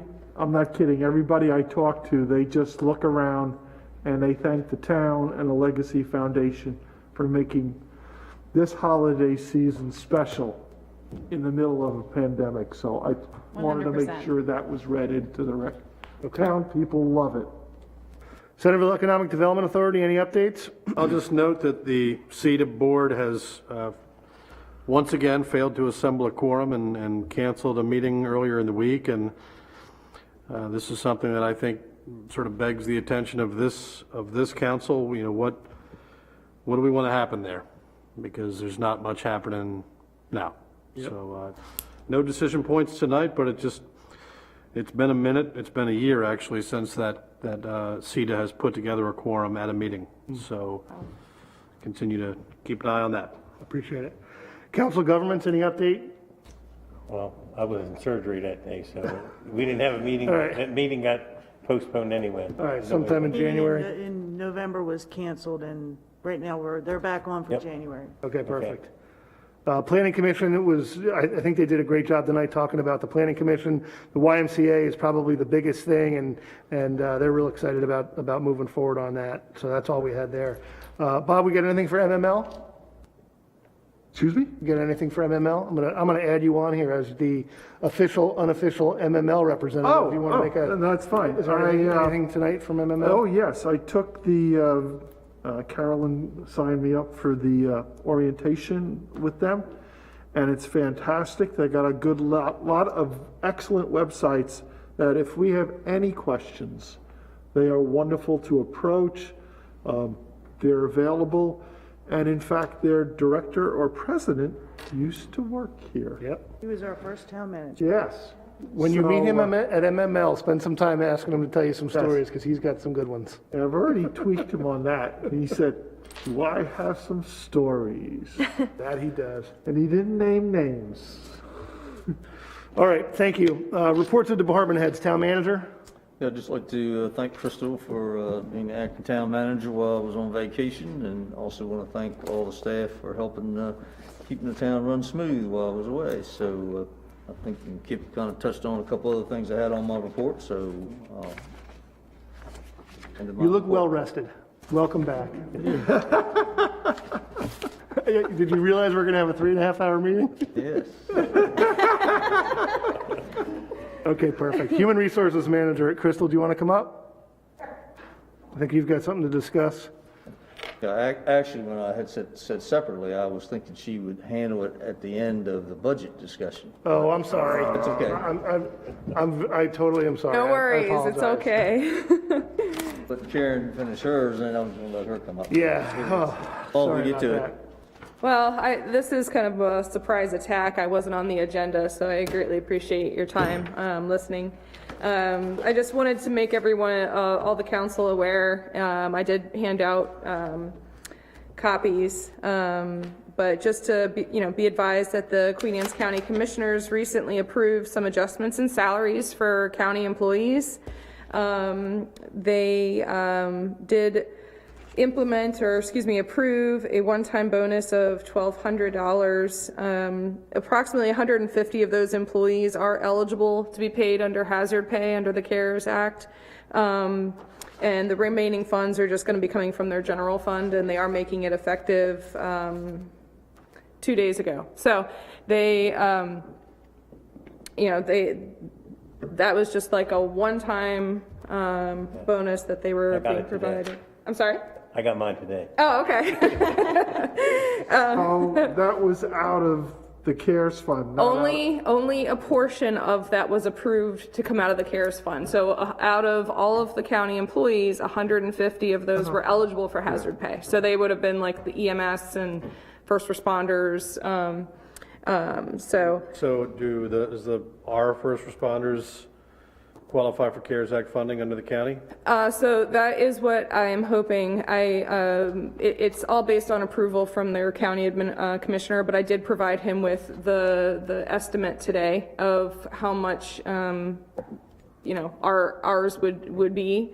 And that should be under, the chart that I provided you. So 13,200 pending the county commissioner's approval. I see. And then also in addition to that, they did implement or approve, a cost of living increase of 1% of their salary, or $500, whichever is greater, to be effective on January 20th. And I did provide you with data of all of our employees to give you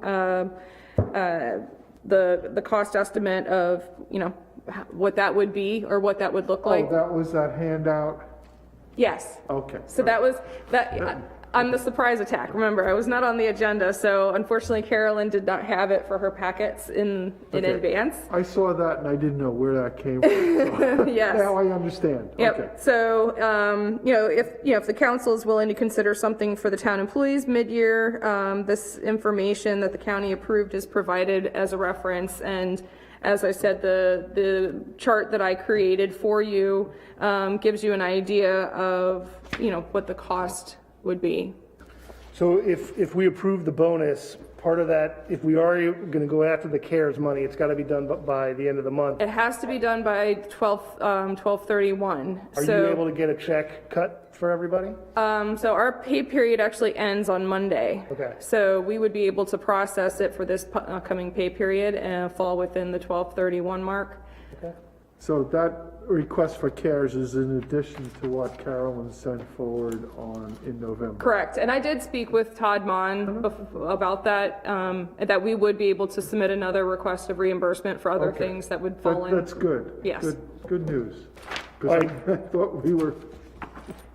So here we have a request. Do we, council, have any action item? So we are giving $1,200, a one-time bonus of $1,200 to everybody, and a 1% or $500 COLA to everybody. Correct. The 1,200 is just to people that fall under CARES, right? No, so it would be 1,200 for all employees, but the police department would be the only eligible to have their portion of the 1,200 fall under the CARES fund. Okay. And that is outlined in the bottom of the second page of the chart to show you what the totals would be. Do we find ourselves in the same, obviously you would assume that we do find ourselves in the same income tax revenue situation with higher than expected growth? In talking with Karen earlier today, she seemed to be, very comfortable with where we are revenue-wise right now. Yep. All right, do we have a motion to approve as presented? Make a motion. We have a second? Second. Is there any further discussion? All those in favor say aye. Aye? Aye. Opposed? Okay. Thanks for staying. Thank Do you you have very anything much. else you want to go over? Well, for the HR perspective, no major updates from my department. I have one question. How is our progress on have we gotten any responses to your putting out feelers for people to replace the vacancies?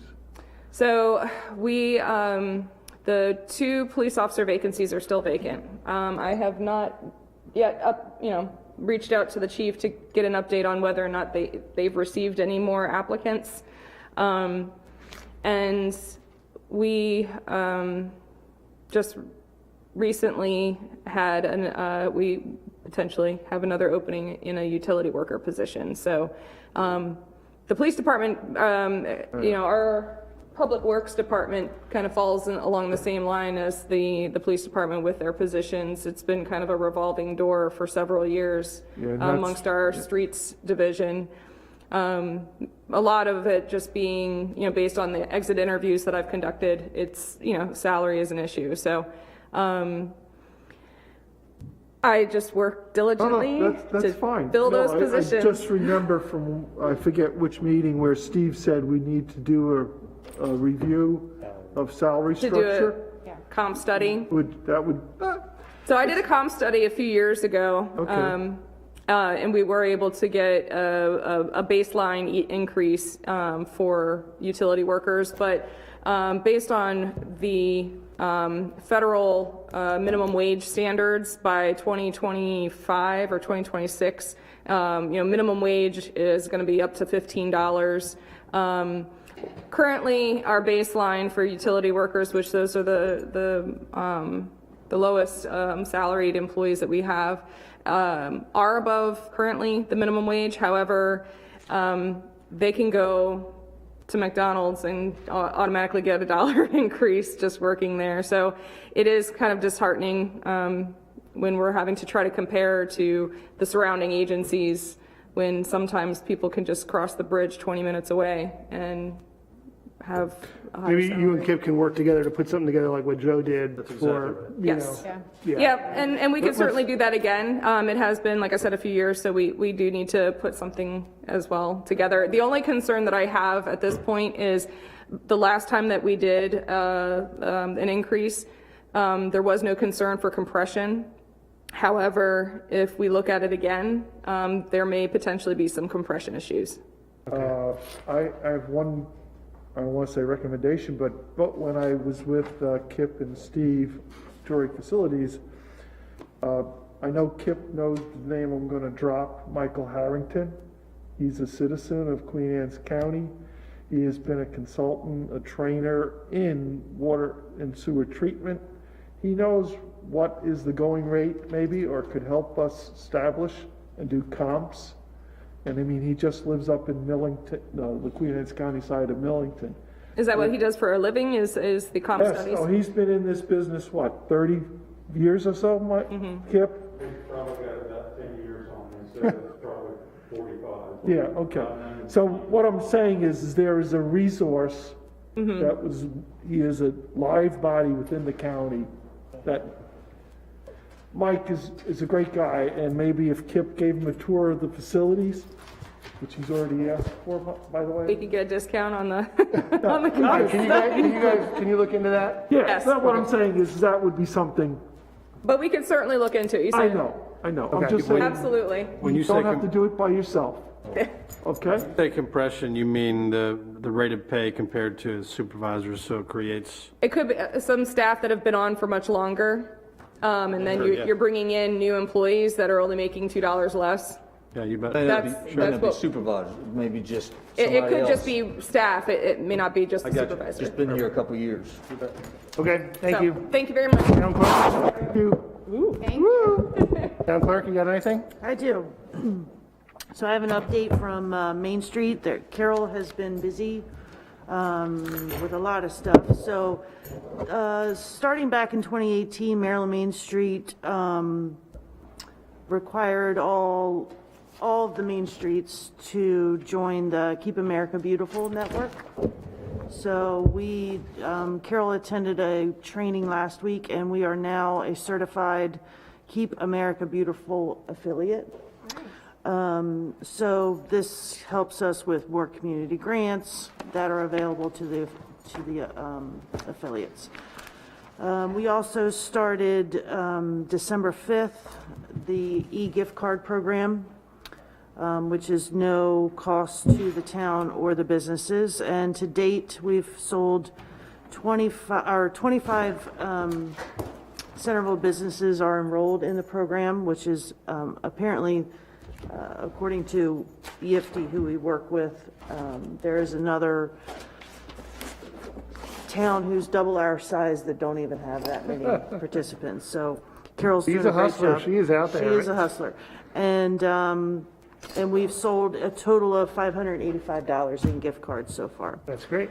And we still have not heard any word on the funding that she submitted. There were 41 designated Maryland Main Streets that applied for the funding, requesting a total of $13 million, and they only had $5 million to give out. So we've not heard anything on that yet. Okay. That's all I have. Anything else? Any questions?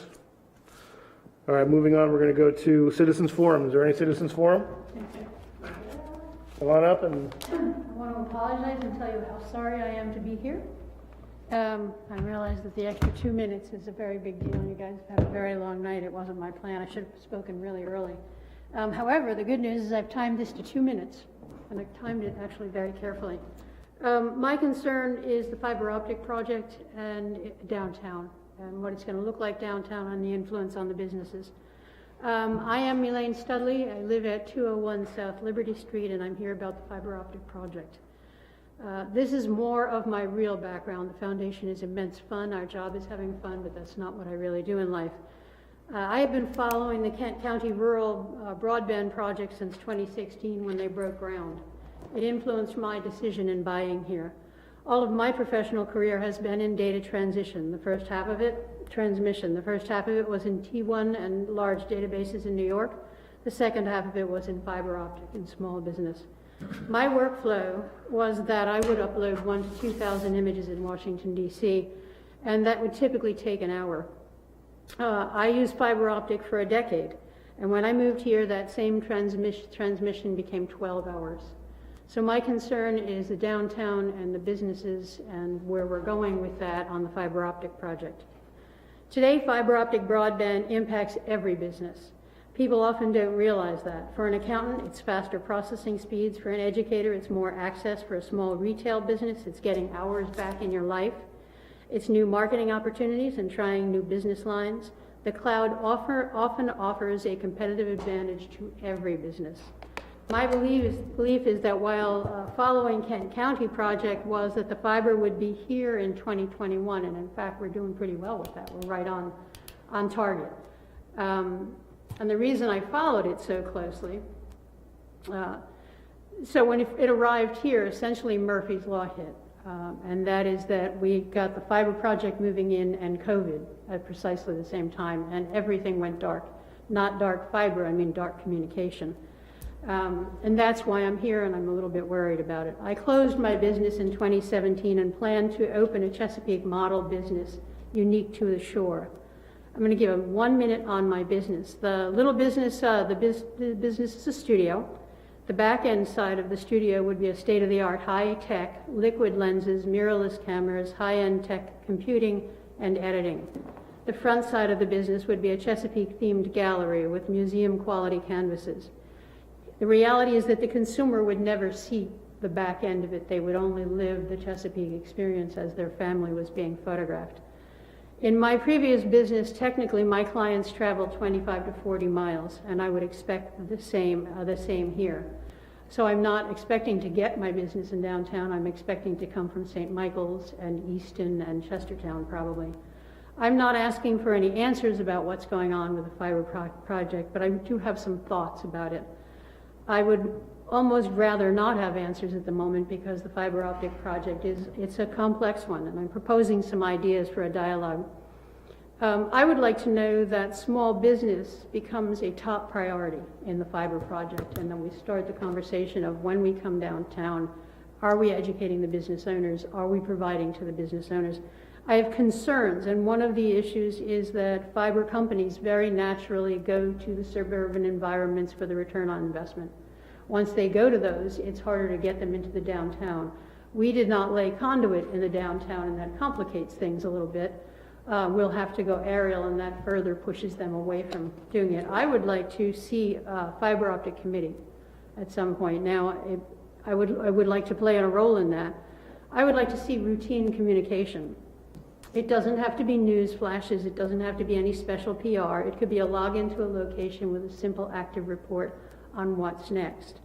I believe a completion goal for downtown and small business in the first half of 2021 is feasible based on my experience.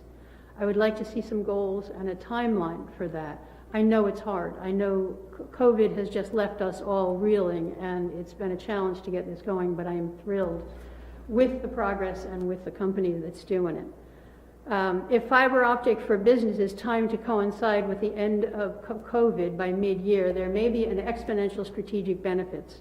Catching the crest of a recovery has immense economic potential. Fiber installers naturally gravitate towards suburbia for ROI, for return on investment. It falls to the community and a committee potentially to create the success for everyone, all 7,000 of us, including the businesses. I'd like to know what's going to pull that fiber company back into town and get them to tackle town. As a final note, I worked on CETA research and revealed a demographic gap from 20 to 29. We basically have a retail desert in our downtown. Students leave for college and they do not return until well into childbearing. The challenge of that is that all new business starts actually fall into that age group. Give them fiber and they will come. We need to think about our businesses and it needs to be part of the fiber plan.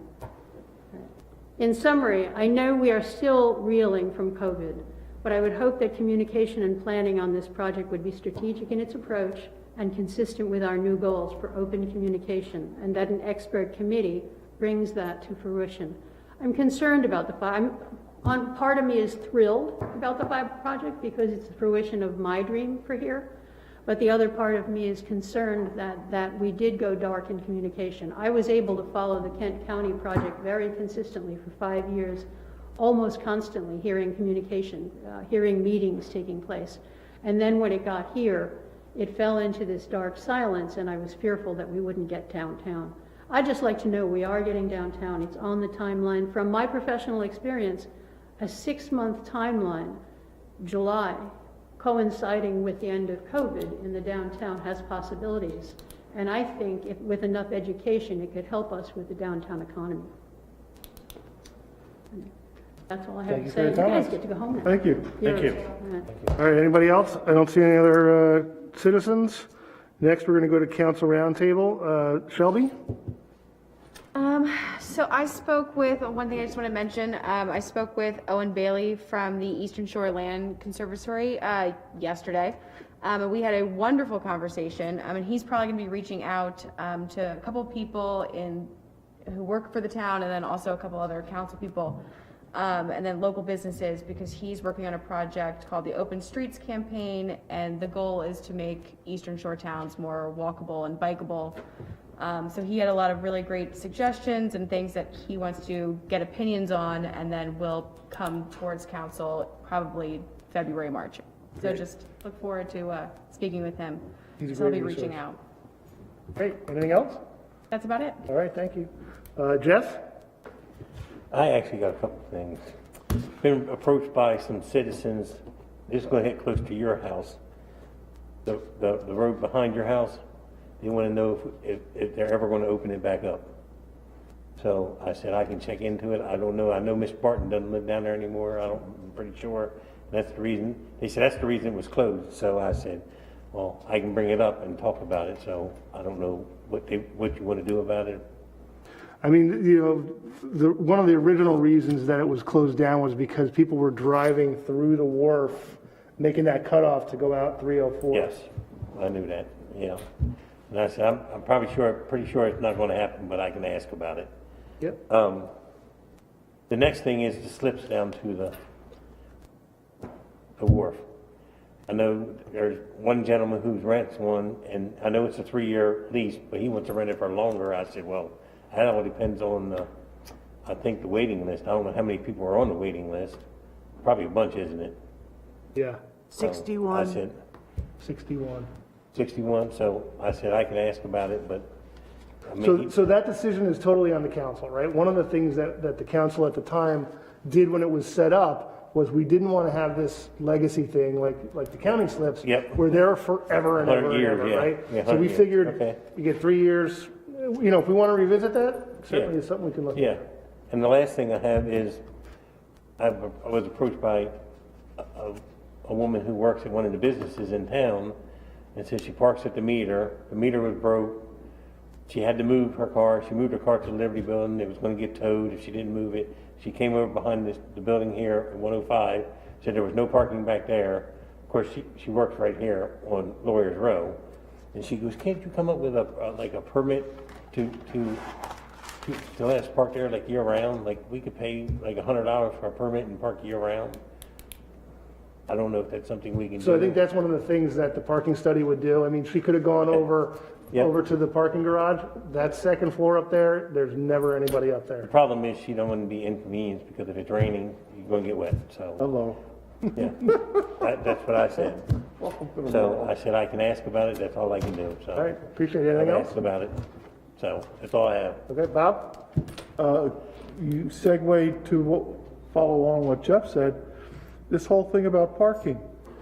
What's limiting customers from parking downtown is because employees fill up the lot opposite Bay Shore Steam Pond.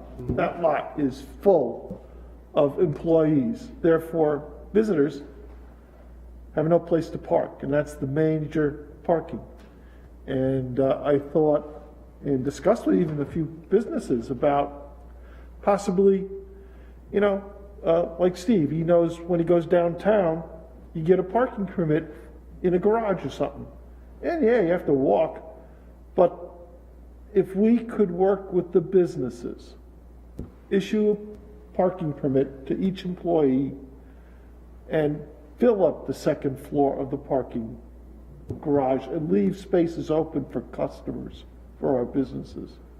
So you don't need a permit to park in the parking garage? No. And we have had, the businesses have complained that they don't want their people to have to walk very far. I mean, it's a cat and mouse situation, right? A chicken and an egg. I'm just saying, you know, Yeah. I understand. and other than that, I think we've talked enough, and Merry Christmas and Happy New Year to all. Perfect, thank you. Steve? I just want to say thanks to all the town employees sticking with this thing past 10:30.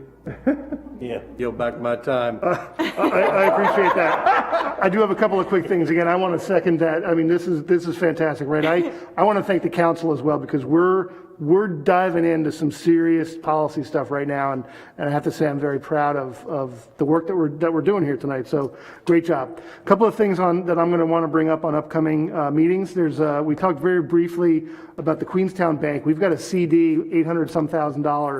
We've also got a promissory note against that, and I want to put it up on an agenda in January. I think there's a better way to structure that. We're essentially, we've got a promissory note where we're paying 2% against a CD where we're making 1%, and we're getting paid by the county, so we're losing 1% every single year no matter what. It's totally ridiculous. So that's something I'm going to bring up next month, and I'll have a presentation for you. We talked about comp time. Comp time is something that the county has an annual comp time payout. If I'm saying this wrong, then let me know. But every year, whatever you bring up, you get slate cleaned. The council has talked about it over and over and over again. It's usually brought up during the budget session, and then we always decide we're not going to do anything. So we've got this liability, and we never solved this problem. So Crystal, I'd like to ask if you could figure out what the comp time policy is for the county and bring that up to us so that we can You want to know it? see if we can modify it. I don't want to know it now because it's Okay. 10:35. But All all right, I'm going to give it to Jeff, right? And Jeff will give it to you, so we can work that through. And hopefully, as the budget time comes up, we'll have a policy in place so that will be taken care of. Trash, we've got our trash contractors contract is coming up for the 5th and final year, which means that Mike Whitehill is working on an RFP right now. That's going to be something that we're going to need to make a decision on this summer for the new budget, and I want you guys to start thinking about that. So if there's questions that you should be asking, you should definitely be asking them. And also Pennsylvania Avenue, right? We've got a property, we own the Pennsylvania Avenue property down there. It's a huge potential for some really cool development. Could be mixed, could be parking, could be some park down there.